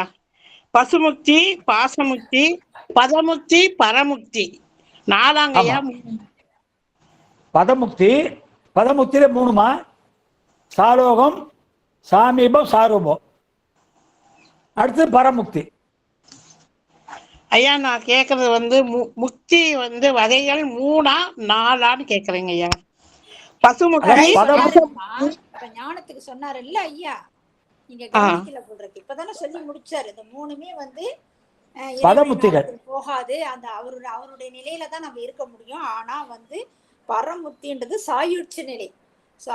சாலோகம், சாமீபம், சாரூபம்ன்றது ஒரு வேலைக்கார மாதிரி இருக்கலாம், அப்புறம் ஒரு சாமி கிட்ட அருகில இருக்கலாம், அவர் மாதிரியே இருக்கலாம் சாரூபத்துல. ஆனா சாயுட்சம் மட்டும்தான் பரமுத்திய கொடுக்கும்ன்றது அழகா தெளிவா சொல்லிட்டாரு. நீங்க கேட்கலையா? அதேதாம்மா. அது 3க்கும் உதாரணம் சொல்லுவாங்க. சாலோகத்துக்கு அப்பர் சுவாமிகளை சொல்லுவாங்க, சாமீபத்துக்கு சம்பந்த பெருமானை சொல்லுவாங்க. உதாரணம் தான். அவங்களாம் முக்தி அடைஞ்சவங்க தான். ஒரு உதாரணத்தை சொல்லுவாங்க. தொண்டு நெறி, மகன்மை நெறி, தோழமை நெறி. அதுக்கு வந்து சுந்தரர் பெருமானை சொல்லுவாங்க. சாயுட்சத்துக்கு மாணிக்கவாசர் சொல்லுவாங்க. 4 பெருமக்களையும் 4 வகைக்கு சொல்லுவாங்க. ஆனாலும் 4 பேரும் முக்தி அடைஞ்சவங்க தான். அப்பர் பெருமானும் சம்பந்த பெருமானும் சுந்தர பெருமானும் சாயுட்சியம் அடைஞ்சவங்க தான். ஒரு உதாரணத்துக்கு புரிந்து கொள்வதற்காக அப்பர் பெருமான தொண்டு நெறிக்காகவும், சம்பந்தர் பெருமானை மகன்மை நெறிக்காகவும், சுந்தர பெருமானை தோழமை நெறிக்காகவும், மாணிக்க வாசகரை குரு சிஷிய நெறிக்காகவும் ஒரு உதாரணத்துக்கு சொல்லுவாங்க. மற்ற 3மே சாயுட்சியம் அடைஞ்சவங்க தான். உதாரணத்துக்கு புரிந்து கொள்வதற்காக சொல்றோம். நன்றிங்கய்யா. நன்றிம்மா. வணக்கம்மா. அருமையா புரியுதுங்கய்யா. நல்லதும்மா. சிவாய நம்ம. திருச்சிற்றம்பலம். ரொம்ப அருமையான ஒரு கருத்து சொன்னீங்க. இன்னைக்கு சாதனம்ன்றது நம்ம எப்படி இறைவனை அடையணும், இறைவனுக்கு அடைந்து என்னென்ன வழிமுறையில இருக்கு அப்படின்ற அந்த தத்துவத்தை ரொம்ப அழகா எடுத்து கொடுத்தீங்க. சரியே கிரியை யோகம் ஞானம் இந்த 4 வழியிலயும் அடையலாம். நாயன்மார்கள் அப்படிதான் அடைஞ்சிருக்கிறாங்க. ஆனாலும் அதுல எப்படின்ற அந்த கருத்தை எடுத்துட்டு போனீங்க. மொத்தம் 16 பாகம் இருக்கு. சரியிலே சரியே, கிரியிலே சரியிலே கிரியை, சரியிலே யோகம், சரியே ஞானம். அது மாதிரி கிரியில சரியே, கிரியிலே யோகம், கிரியிலே ஞானம். யோகத்துல சரியே, யோகத்துல கிரியை, யோகத்துல யோகம், யோகத்துல ஞானம். ஞானத்துல சரி, ஞானத்துல கிரியை, ஞானத்துல யோகம், ஞானத்துல ஞானம். அப்படி இந்த 16 பாகத்தை எடுத்து கொடுத்து இது வந்து பொதுவா சொல்லிடுவாங்க. ஆசிரியர்லாம் மேலோட்டமா கொடுத்துருவாங்க சித்தாந்த வகுப்புல. ஆனா நீங்க வந்து அந்த ஒவ்வொரு வரிக்கும் என்னென்ன கொடுக்குது அப்படின்றத அழகா எடுத்து கொண்டு போனீங்க. சரி என்பதுனா ஒரு திருக்கோயிலுக்கு போனா நம்ம என்னென்ன வழிபாடு செய்யறோம், கோயிலை சுத்தம் பண்றோம், பெருக்கிறோம், உழவாறு பண்ணி செய்யறோம், அது சரியை. கிரியனை என்ன செய்யணும், இறைவனை தொட்டு நம்ம வீட்டுல பூஜை பண்றோம்.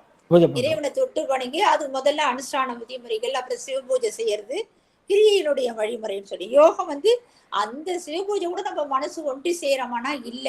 அப்ப அந்த யோகத்துல மனசுல ஒன்றி நம்ம சிவபூஜை பண்ணணும் அப்படின்ற கருத்து சொன்னீங்க. அதுக்கு மூலியமா நமக்கு ஒரு ஞானம் கிடைக்கும். அந்த ஞானத்துல ஒரு தெளிவு கிடைக்கும் அப்படின்றது அந்த வழிபாடு. அடுத்ததாக சரியை என்னென்ன சமய தீட்சை பெற்று தொண்டு செய்யணும். ஒரு முதல்ல சரியை செய்யணும், ஒரு சமய தீட்சை பெற்று ஒரு தொண்டு செய்ய ஆரம்பிக்கணும். தொண்டு செஞ்சாதான் நம்ம அடுத்த நிலைக்கு வர முடியுன்றதுனால அதை முதல்ல செய்யணும். அதுக்கு பூஜைக்கு உதவணும். ஒருத்தங்க யாராவது சிவபூஜை செய்வாங்கன்னா அந்த சிவபூஜைக்கு எல்லாருமே ஒத்தாசை பண்ணுவாங்க. நாங்க தண்ணி எடுத்தாந்து கொடுப்பாங்க. நீங்க பார்த்துருக்கலாம். இப்ப நாங்கெல்லாம் இதுக்கு போனோம், தர்மபுரம் ஆதீனத்துக்கு போயிருந்தோம். 2வது திருமுறை படிக்க நாங்க அங்க ஒரு வாய்ப்பு கிடைச்சது, போனோம். அப்ப பார்த்தா அங்க மூலஸ்தானத்துல ஐயா சொக்கநாதருக்கு பூஜை பண்றாரு. குரு மகா சன்னிதானங்கள் பண்ணிட்டு இருக்காங்க. அதுக்கு 2 பேர் உதவி பண்ணிட்டு இருக்காங்க. அவர் செஞ்சிட்டு இருக்காரு. மந்திரம் மட்டும் தான் உச்சாடனம் பண்ணுவாரு. ஆனா அங்க தண்ணி எடுத்து கொடுக்கறதோ, அந்த தீபம் எடுத்து காட்டுறதோ எல்லா செயலும் அங்க 2 ஆட்கள் உதவி பண்ணிட்டு இருக்காங்க. அந்த மாதிரி சிவபூஜை பண்றதுக்கு ஒரு ஒத்துழைப்பு கொடுக்குறாங்க. அதெல்லாம் பாத்தீங்கன்னா ரொம்ப ஆச்சரியமா இருக்காங்க. நிறைய செய்வாங்க. இப்ப நம்ம வீட்டுல நாம செய்யக்குள்ள ஒரு சிவபூஜை பண்ணக்குள்ள ஒரு இடத்துல தண்ணியை கொண்டு கொடுப்பாங்க, தண்ணி ஊத்திட்டு வருவாங்க. ஒருத்தர் இந்த மாதிரி செய்த உதவி புரியறது பெரிய வேலை. அதனால பெரும்பாலும் சிவபூஜை பண்றவங்க வீட்டுக்கு நம்ம போற மாதிரி இருந்தா அவங்க வீட்டுல முதல்ல நமக்கு என்ன வேணும், நம்ம என்ன பழம் மற்றதுல தான் ஒரு உபகாரமா ஏதாவது வாங்கிட்டு போறோம். அப்படி கூட தான் ஒரு சிவபூஜை செய்யற அடியார் வீட்டுக்கு போனீங்கன்னா அவங்களுக்கு தேவையான ஒரு விபூதியோ ஒரு பூவோ அந்த சிவபூஜைக்கு தேவையான பொருளை வாங்கிட்டு போகணுமா. அது எனக்கு குருமார்கள் சொல்லியிருக்கிறாங்க. அந்த மாதிரி செய்யணுமா. அதுக்குதான் அந்த சரியில பூஜை சரியை அப்படின்னு சொல்றது. சரியில கிளீனா வழிபாடு. சாமியை தொட்டு செய்யறதுக்கு ஒரு புண்ணியம் இருக்கணும். அதுக்கு நம்ம தீக்கை பெறணும் இல்லையா. தீக்கை பெறணும், சாமியை தொட்டு வழிபாடு செய்யணும்னா அது யாருக்கும் இது கிடையாது. ஒரு பூ போடுறத கூட தைக்கம் வரும் நமக்கு. ஆனா நீங்க பர்மிஷன் முத்திரை குத்திட்டாங்க உங்களுக்கு, நீங்க போய் தாராளமா செய்யலாம் அப்படின்னு முத்திரை கொடுத்து ஒரு தீர்க்கை கொடுத்தா நீங்க சாமியை தொட்டு வழிபாடு செய்யலாம். அதுக்கு ஒரு உரிமை அச்சாரம் கொடுக்குறாங்க நமக்கு. அதனாலதான் அந்த சரியில கிரியை வழிபாடு, சாமி கிட்ட நின்று வழிபாடு செய்யலாம். சரியில யோகம் அதேதான், மனம் ஒன்று செய்யணும். மனம் ஒட்டி அந்த நாமத்தை சொல்லிக்கிட்டே நம்ம செஞ்சுக்கிட்டே இருந்தாதான் அடுத்த நிலைக்கு நம்ம பெருமா நம்மளை அழைச்சிட்டு போறது ப்ரொமோஷன். அந்த மாதிரி நிலைக்கு அடுத்து செய்வார். அதனால அடுத்தது சரியில ஞானம். நமக்கு அப்ப என்ன செய்ய இந்த சுயநலம் குறைஞ்சு போயிடும். மனசு ஒன்றிடும். எல்லாருக்கும் செய்யணும்னு ஒரு மனப்பான்மை வந்துடும். அப்ப அந்த பொது நலம் தான் வரும் நமக்கு இல்லையா. அதனால அதை சொன்னார் ஐயா. அடுத்ததாக கிரியிலை சரியை அதெல்லாம் என்ன அப்படின்றது ரொம்ப அழகா எடுத்து கொடுத்தாரு. கிரியில சரியன்னா ஒரு பேர் விருப்பம் வரணுங்க. இப்ப தீட்சை வாங்க நம்ம எல்லாரையும் கூப்பிட்டுட்டே இருக்கிறோம். வாங்க இந்த மாசம் கார்த்திகை மாசம் கொடுக்குறாங்க சாமி வாங்கிக்கிங்க. எல்லாரும் போய் வாங்க முடியுதா? வாங்க முடியல. அதுல ஒரு விருப்பம் இருந்தாதான் அதை போய் தீட்சை வாங்க முடியும். அந்த மாதிரி கிரியில ஒரு சரியை செய்யணும்னா ஒரு விருப்பம் இருக்கணும். அதுதான் விசேட தேக்கு. அந்த விசேட தீக்க வாங்கி முதல்ல அனுஷ்டானம்லாம் பண்ணிட்டு இருப்போம், அப்புறம் பூஜை செய்வோம். அந்த மாதிரி ஒரு விருப்பம் வரணும். கிரியில சரியை வரணும். அப்புறம் கிரியை அப்புறம் நம்ம வாங்கின ஒரு விருப்பம் வந்திருப்போம். என்ன சிவபூஜை செய்யறோம் இல்லையா. அப்ப சிவபூஜை செய்து சாமிக்கு பூ கட்டி போடுது, பாட்டு பாடுறது, அந்த மாதிரி தோத்திரம்லாம் செய்யறது அடுத்த நிலை. சரியில யோகம் செய்து பூஜையில மனம் ஒன்றி ஆத்மார்த்தமா பூஜை செய்யறது, அதான் அகபூஜை. அகபூஜைன்றது சாதாரண விஷயம், எல்லாருக்கும் வராது. அந்த 100% வரணும்னா நம்ம நினைச்சே செஞ்சுக்கிட்டே இருக்கதான் நமக்கு அந்த பக்குவ நிலை வரும். அதனால அதை சொல்றாரு ஐயா. அடுத்தது சரியில கிரியில ஞானம். அப்ப என்ன அந்த மாதிரி செஞ்சுக்கிட்டே என்ன பண்ணும், எல்லா பொருளும் சிவமாவை பாக்கிற ஒரு எண்ணம் வந்துடும். எல்லா உயிரினங்களை விட நம்ம கூட என்ன இருக்கிறார், பெருமான் ஒன்றாய் உடனா வேறா இருக்கிறாரு, அந்த உணர்வு வந்துடும். அப்ப நம்மெல்லாம் யாரு, நம்மெல்லாம் ஒரு கருவிகள் தான். இப்போ ஒரு காரியம் செய்யறப்ப ஐயா இவ்வளவு நாள் எடுத்து சொல்லியிருக்காரு நமக்கு சொன்னா அவரா சொல்றாரு இல்ல, பெருமான் அவருக்கு உள்ள இருந்து கருவியா உபயோகப்படுத்தி இந்த கருத்தெல்லாம் சொல்றாரு அப்படின்ற அந்த கருத்தை நம்ம உணரணும். உடனா என்ன, நம்ம உனக்குள்ள நம்ம அனைத்து உயிரிடத்துல இருக்கிறாரு பெருமான். ஒவ்வொரு காரியம் நம்ம எல்லாமே என்ன செய்யறோம், சிவமாதான் செய்யறாரு அப்படின்றது என்ன வரணும் அப்படின்றத ஐயா விளக்கம் எடுத்து கொடுத்தாரு. அத சிவஞானம் பெறணும். அப்ப என்ன செய்ய அறிவில ஒரு திருத்தம் வரும். அதான் அடுத்த நிலைக்கு போகிறது ஒரு தயாரா, அடுத்த ப்ரொமோஷன் போறதுக்கு என்ன யோக நிலைக்கு போறதுக்கு ஒரு தயார் நிலையில கொடுக்குறாரு பெருமான் நமக்கு. அடுத்தது யோகத்துல சரியை நம்ம மனுஷன் அந்த மாதிரி செய்ய நம்ம இருக்கிற அழுக்கள் எல்லாம் நீங்கிடும். அதுக்கு அழகா உதாரணம் கொடுத்த, ஒரு இடத்துல உட்கார நம்ம என்ன பண்ணுவோம், முதல்ல இடத்த சுத்தம் பண்ணுவோம், அப்புறம் தான் நம்ம உட்காருவோம்னு அழகா உதாரணம் கொடுத்தாரு. அந்த மாதிரி நம்ம மனசுல இருக்கிற அழுக்கெல்லாம் நீக்கணும். அந்த அழுக்கெல்லாம் நீக்கினாதான் நம்ம அகப்பூஜை சேர்த்து ஒரு தகுதி பெறுறோம் அப்படின்ற அந்த கருத்தை அழகா எடுத்து கொடுத்தாரு. நாடும் நற்திரு கோயிலும்ன்றத பாடலையும் விளக்க திருமந்தத்துல இருக்கிற பாடலை விளக்க கொடுத்து அந்த கோயிலோட ஒரு ஊருக்கு போனா என்ன செய்யணும் அப்படின்றது அழகா விளக்கம் கொடுத்தாரு. போன முறையும் அதே தான் சொன்னாரு. இந்த தர்மம் அதான் சொன்ன, ஒரு கோயிலுக்கு ஊருக்கு போனா என்ன பண்ணுவோம், அந்த பசி வந்துடும் நமக்கு. உடனே அந்த கோயில என்ன ஹோட்டல் நல்லா இருக்குன்னு நம்ம இப்படிதான் உலகம் போயிட்டு இருக்கு. ஆனா நம்ம அந்த கோயில்ல என்ன இருக்கு, அந்த கோயில்ல என்ன இருக்கு, முருகர் கோயில் இருக்கா, சிவன் கோயில் இருக்கா, பெருமாள் கோயில் இருக்கா, அந்த கோயிலுடைய என்ன சிறப்பு, யாரு வணங்கி இருக்கிறாங்க, அந்த கோயிலுடைய என்ன சிறப்புன்னு தெரிஞ்சு அந்த கோயிலை போய் வழிபாடு பண்ணுவோம். அது நாலூர்பட்ட வழிபாடு செய்திருக்கிறாங்களா, ஆழ்வார்கள் வழிபட்டு இருக்காங்களா, அந்த கோயிலை பத்தி சிறப்பு தெரிஞ்சுன்னு அந்த கோயிலை போய் வழிபாடு செய்யணும். நம்ம முதல்ல உணவு தான் வேணும், பசி, அதான் உலக இயற்கை தான் வாழ்ந்துட்டு இருக்கோம், அது இருக்கக்கூடாது. அப்ப பெருமானை நினைக்கணும் ஒரு வழிமுறைன்றத அழகா யோகத்துல சரியை பத்தி சொல்றாரு. அடுத்ததுல யோகத்துல கிரியத்து மானசீகமாக செய்யணுமா. இந்த பக்கம் ஒரு பக்கம் பசி இருக்கு அப்படின்னு போய் சாமி வழிபாடு பண்ண நல்லா இருக்காது. நீங்க மனசு ஒன்றி செய்யணும், மானசீகமாக மனத்தால செய்யணும்ன்றத சொல்லியிருக்காரு யோகத்துல சரியை கிரியை. அப்புறம் யோகத்துல அகத்துல பூஜை பண்ணணும். நம்ம என்ன புற வழிபாடுதான் பண்ணிட்டு இருக்கோம், பெருமானை நினைச்சு அகத்திலேயே பூஜை பண்ணி பண்ணி பண்ணி நினைச்சினது. அப்பதான் அந்த 100% அந்த மனமானது மாறும், மனம் ஒன்றும். அப்ப நம்மளுடைய தூய்மை பெறும், மனுஷனது முழுமையா தூய்மை பெறும். அப்புறம் தான் யோகத்துல ஞான நிலைக்கு போனோம். அப்பதான் என்னது, அந்த இறைவனை ஒப்புரும். நல்வினியா இருந்தாலும் தீவனியா இருந்தாலும் எனக்கு உடம்பு சரியில்லாத போச்சு, ஏன் பெருமானே இப்படி எல்லாம் சோதனை பண்ற அப்படின்னு நம்ம அப்படி நினைக்க கூடாது. எனக்கு என்னவோ ஒரு தீவனியை போக்குறதுக்கு இந்த நோயை கொடுத்துருக்கான் பெருமான். அந்த நோய் நம்மளை விட்டு போகுதுன்னா ஏதோ ஒரு செய்ய சொல்லியிருக்கிறான், நம்மளை கொஞ்சம் ரெஸ்ட் எடுக்க சொல்லியிருக்கிறான். நம்மளை இந்த காய்ச்சல் ஏன் கொடுத்துருக்கிறாருன்னா, கொஞ்சம் ரெஸ்ட் எடு, போது நீ உழைச்சது, கொஞ்ச நாள் 10 நாள் ரெஸ்ட் எடு, அப்போ உன்னுடைய வினையெல்லாம் கொஞ்சம் கொஞ்சமா தீருதுன்ற ஒரு நோயை கொடுத்து நம்ம ஆட்கொள்றோம். அப்ப நம்ம பலவிதமான சிந்தனைக்கு ஆளாகிறோம். அப்ப மனசு ஏன் பெருமாள் இப்படி ஒரு சோதனை, இந்த 10 நாளே நீ ஏன் அப்படி படுத்தாத பாடு, இப்படி நினைக்க கூடாது. நம்ம அந்த மனசை நல்வினியானதான் தீவினியான நம்மளுடைய வினைப்பையினாலதான் வருது அப்படின்ற அந்த நினைப்பு யோகத்துல ஞான நிலைக்கு வரணும். நம்ம அதை அழகா சமநிலையா பார்க்கணும். நம்ம அதான் பிரகாச புத்தின்னு அப்படின்னு சொன்னார். ஒரு நாள் வாங்கும்போது கூட ஒரு பொருளை சாமி பாதத்துல வைத்து விட்டுதான் நம்ம அந்த வழிபாடு செய்யணும். அப்ப என்ன, நமக்கு ஒரு பொருள் வாங்கக்கூடாது, என்னது பூ பழம் அது இதுன்னு வாங்குறோம், அது சாமி கிட்ட போயிட்டு திரும்பி வரக்கூடாது, அது பிரசாதமா வருது. அந்த மாதிரி எண்ணமா நமக்கு வரணும் அப்படின்றது அந்த ஆன்மா சரியான நிலைக்கு ஒரு திருத்தம் ஏற்படும். அப்பதான் அந்த நிலைக்கு நம்ம வரோம் அப்படின்றது நமக்கு நாமளே பரிசோதனை பண்ணிக்கிற ஒரு ஏற்பாடு தாங்க இதெல்லாம். அடுத்தது ஞானத்துல சரியை, இந்த நிலையிலா பொருள் இதெல்லாம் ஒரு காலத்துல போயிடுங்க. நம்ம உற்றார் உறவு பட்டின தற்பாடெல்லாம் அழகா சொல்வாருங்க, எல்லாம் நம்மளை விட்டு ஒரு காலத்துல போயிடும். ஆனா நிலைத்த பொருள் இதெல்லாம் அசத்துங்க, இதெல்லாம் ஒன்றும் நமக்கு உதவாது. ஆனா நிலைத்த பொருள் என்னது, இதெல்லாம் மாறிக்கொண்டே இருக்க, ஒரு காலத்துல மாறிக்கொண்டே, இது மாறாத ஒரு பொருள், இந்த உலகம் அசத்து, எல்லாம் ஒரு காலத்துல அழிந்து போகும் அப்படின்ற அந்த எண்ணம் நமக்கு வரணும். அதான் ஞானத்துல சரியை. ஞானத்துல கிரியிருந்து இச்சையாக செயல்படும். ஏன்னா ஒரு மனசுல ஒரு விருப்பம் இருந்தாதான் ஒரு காரியத்தை செய்ய முடியும். நாமளே பாருங்களேன், ஒரு கோயிலுக்கு போகணுன்ற ஒரு எண்ணம் வந்தாதான் கோயிலுக்கு முடியும். ஐயோ அவங்க கூட்டாங்க, சரி போயிட்டு வருவோம்னா அது நல்லா இருக்காது. அவங்க கூட வரவங்களும் என்ன, நானும் வரங்க அவங்களோட, இன்னைக்கு சாமி இன்னைக்கு என்ன விஷயம், இன்னைக்கு திங்கக்கிழமமா கார்த்திகை சோமவாரமாமா நம்ம போய் சாமி தரிசனம் பண்ணிட்டு வரணும். ஒரு விருப்பம் வந்தாதான் அந்த இடத்துக்கு போக முடியும் இல்லையா. அப்ப விருப்பத்தோட போகிறது மட்டும் இல்லாம அந்த அபிஷேக ஆராதனை இதெல்லாம் பார்க்கல, மனசு ஒன்றணும். நமக்கு மத்த ஒரு எண்ணத்தை வச்சுட்டு நம்ம சாமி கூப்பிட்டா அது நல்லா இருக்காது இல்லையா. பெருமானியே அப்படியே முழுமையா பாக்குறதுக்கு ஒரு ஏற்பாடு இன்னைக்கு அருள் புரிஞ்சிருக்காரு நமக்கு அப்படின்னுக்குள்ள கண்ணுல தண்ணீர் வரணும். அப்போ ஒரு விருப்பம் வரணும், விருப்பம் வந்தாதான் அதை நம்ம செயல்படுத்த முடியும். அதுதான் ஞானத்துல ஒரு கிரியை வரும், அது சிவமா பூஜிக்கணும் நம்ம. அப்புறம் நம்ம செய்ய நம்ம வீட்டுல பூஜை எல்லாம் புனஸ்காரம்லாம் செய்யக்குள்ள அந்த மனசு ரொம்ப தூய்மை பெற்று. அடுத்ததாக ஞானத்துல யோகம், எந்த செயல் செய்தாலும் நான் செய்யறேன்னு சொல்லவே கூடாது. இது இன்னைக்கு பூஜை செய்யறேன் பெருமானே, அது நீ எனக்கு வகுத்து கொடுத்தது. இன்னைக்கு பெருமானே உனக்கு ஒரு பாட்டு பாடினா எனக்கு அந்த சக்தியை நீ தான் கொடுக்குற, இந்த பாட்டு திருத்தமா இருக்கிற அப்படின்ற அந்த எண்ணம் நமக்கு வருது பாருங்க.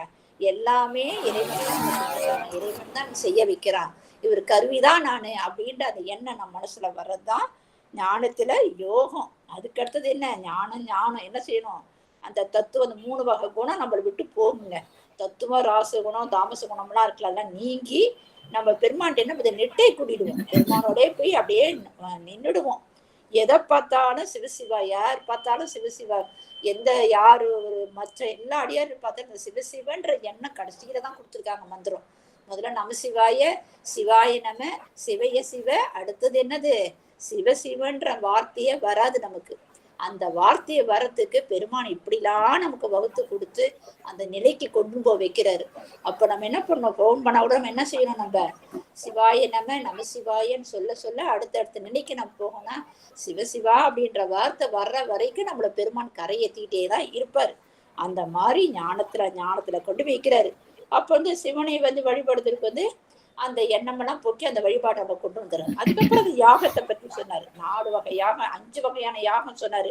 கண்ம யாகம், தவ யாகம், செம்ம யாகம், தியான யாகம், ஞான யாகம்னு. அந்த 5 யாகமும் என்னன்னு நமக்கு சொல்லி கொடுக்குது அப்படின்றத அந்த சொன்ன. காலையில செஞ்சு ஏத்திருச்சு, இப்படி காலையில ஏத்திருச்சு 5 நாளைக்கு முன்னால சொன்ன ஒரு அக்னி காரியமா செய்வாங்க. இது ஒரு எனக்கு தெரிஞ்ச ஒரு வகுப்புல ஒரு சூரிய நமஸ்காரம் பண்ணிட்டு இருந்தாங்க ஒரு ஐயா. அவங்க விடிகால 4:30 மணிக்கு ஏஞ்சி யாகம் வளர்த்தி இந்த சூரிய நமஸ்காரம் ஒரு மந்திரம்லாம் இருக்கு. அந்த மந்திரத்தை எல்லாம் சொல்லி வழிபாடு செஞ்சுட்டு இருந்தாங்க. ஒரு காலத்துல தொடர்ச்சியா செஞ்சுட்டு இருந்தாரு. ஒரு காலத்துல அவங்க வீட்டுல அந்த கடற்கரையோரமா வாழக்கூடிய இடம்.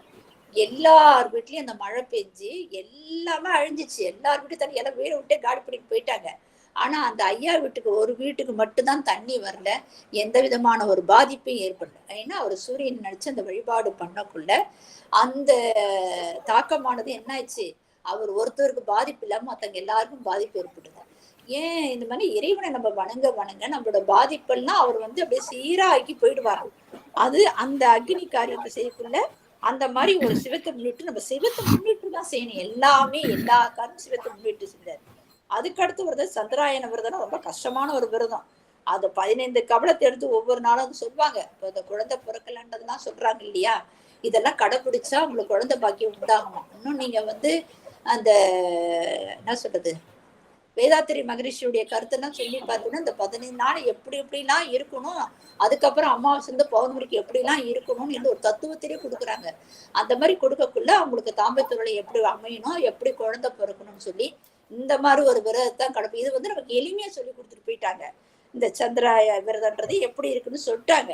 ஆனா இது அமாவாசை பௌர்ணமிக்கு எப்படி 15 கவலம் எப்படி எடுத்துக்கணும், ஒரு நாளைக்கு ஒன்னொன்னா சாப்பிட்டு அந்த உடம்பை மெலிய வச்சு அதை கட்டுப்படுத்தி அதுக்கப்புறம் மனதானது தியானம் பண்ணணும்ன்ற அந்த கருத்தை அதில் சொல்லியிருக்கிறாங்க. அடுத்ததாக செம்மையாகும். அது பெருமானை எப்படிலாம் மந்திரம் ஓதுவது, செம்மைப்படுத்துவது, நம்மள செம்மைப்படுத்துவதுதான் அது யாகம். அந்த செம்மைப்படுத்தக்குள்ள அந்த மந்ததனம் மானசம்ன்றது 3 வகையா சொல்றாங்க இல்லையா. அந்த மந்தனம் மெதுவா சொல்றது, மானசம் மனசுக்குள்ள சொல்லிக்கிறது, பிறருக்கு சத்தம் போட்டு சொல்லக்குள்ள அந்த 3 மந்திரத்தினுடைய ஆற்றல் என்னென்ன அப்படின்னு நமக்கு ஐயா விளக்கமா எடுத்து கொடுத்தாரு. அடுத்ததாக ஞான யோகம், தியான யோகம். தியானம் 6 ஆதாரங்கள் எப்பவுமே அதான் நம்ம சொல்லிக்கிட்டே இருக்கிறாங்க. எல்லாருமே அதான் சொல்றாங்க. 6 மூலாதாரம், சுவாதிஷ்டானம், மணிப்புரகம், அநாதகம், விசுத்தி, ஆக்கினை. இந்த 6 ஆதாரங்களும் எப்படிலாம் நம்ம தவம் செய்யணும், தியானம் பண்ணணும். அந்த 6 ஆதாரம் நம்ம தியானம் ஒரு நாள் நினைச்சு அடுத்த நிலைக்கு போகணும். அடுத்த பறவெளிக்கு போகணும். அப்பதான் 1000 இதழ் தாமரை நமக்கு மலரும்ன்றது அழகா சொல்லுவாங்க. அப்பதான் அவருடைய கழல் தெரியும், அப்பதான் அவருடைய சிலம்புடி ஓசை கிடைக்கும் அப்படின்லாம் சொல்லிட்டு இருக்காங்க. அதான் எளிஞான பூஜைன்னு சொல்றது. அதான் அது ஐயா நமக்கு விளக்கம் எடுத்துக்கிறது. 5 விஷயம். அதுக்கு அடுத்தது 5 விஷயம் சொன்னார். எளிஞான பூஜைன்னு 5 விஷயம் சொன்னாரு. முன்னுக்கு பின்னா முரணாக இல்லாமல் அந்த ஓதுதல், சாத்திரம் படிக்கணும், படித்ததை நாமளும் உணரணும், அதை மற்றவங்களுக்கு சொல்லி கொடுக்கணும். முதல்ல படிக்க தூண்டணும், ஒரு இச்சை வரணும். அப்புறம் படிச்சிருப்பட மற்றவங்களை நாம படிச்சிருப்பட அதை உணரணும், நாம படிக்க தூண்டுகிறது. அப்புறம் மற்றவங்களுக்கு கற்பிக்கணும். அதுக்கப்புறம் இந்த 3 விஷயத்துக்கு அப்புறம் ஆச்சாரங்கள் மூலியமா தான் நம்ம கேட்க முடியும், குரு மூலமாக தான் நம்ம உணர முடியும்ன்றத அந்த சாத்திர பொருளையே நம்ம அப்புறம் கேட்டு சிந்தித்து விட்டை கொடுத்தணும் நம்ம இதுல சொல்றாங்க இல்லையா. அந்த மாதிரி சொல்லியிருக்காரு ஐயா அழகா. அப்புறம் 4 யாகனா அது 3 தான் சொல்லியிருக்காங்க. 3த்துக்கு மட்டும்தான் நம்ம போக முடியும்.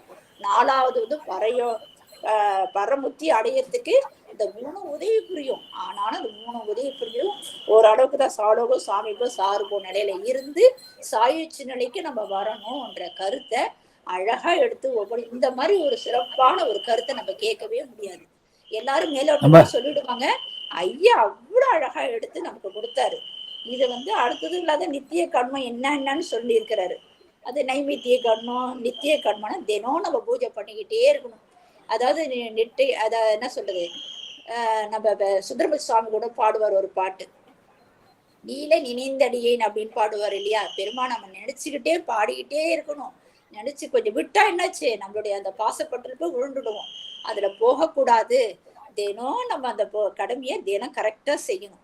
அதனாலதான் அந்த ஒரு கடைப்பிடிக்கணுன்றதான் நம்ம சொல்றோம். நம்ம என்ன அது எப்ப பாரு தீக்க வாங்கன்னு சொல்லிக்கிட்டே இருக்கிறீங்களா. ஏன்னா அப்பதான் ஒரு பிடிப்பு வரும். அந்த பிடிப்பு வந்ததுனாலதான் நம்ம அந்த கடமையை ஒழுங்கா செய்வோம். ஒரு நாளைக்கு நம்ம ஒரு திட்டம் போடுறோம்னா நடக்க முடியாது. பெருமான் இருக்கிறாரு, அவர் பெருமானுக்கு செய்யணும் ஒரு பயத்துல மனசுல உண்டாக்கணும்னா முதல்ல அதை கொண்டுன்னு வந்தாங்க. அப்போ நம்ம தினம் என்ன பண்ணோம், அனுஷ்டானம் அந்த சிவ பூஜனை பண்ணி அதுக்கப்புறம் தான் சாப்பிடணுன்ற ஒரு எண்ணம் வரும். அந்த மனசு வந்தாதான் நம்ம அடுத்த நிலைக்கு போக முடியும். ஒரு கடை பிடிக்க முடியல. ஒரு நாளைக்கு திட்டம் போடணும், அகத்தியார தேவரத்தை பிடிக்கணும், இன்னைக்கு திங்கக்கிழமை இன்னைக்கு படிக்கணும், செவ்வாய்க்கிழமை நம்ம முருகன் வழிபாடு பண்ணணும், புதன்கிழமை பஞ்சாட்சர பதியம் படிக்கணும், வியாழக்கிழமை திருவாசம் படிக்கணும், வெள்ளிக்கிழமை அபிராம படிக்கணும், சனிக்கிழமை திருப்பூர் படிக்கணும், ஒரு திட்டம் போட்டு கொண்டுன்னு வரும். ஆனாலும் ஒரு நாளைக்கு நிறைவேற்ற முடியல. என்ன காரணம்னா நம்ம மனசு உலகப்பட்டுலதான் போயிட்டு இருக்கு.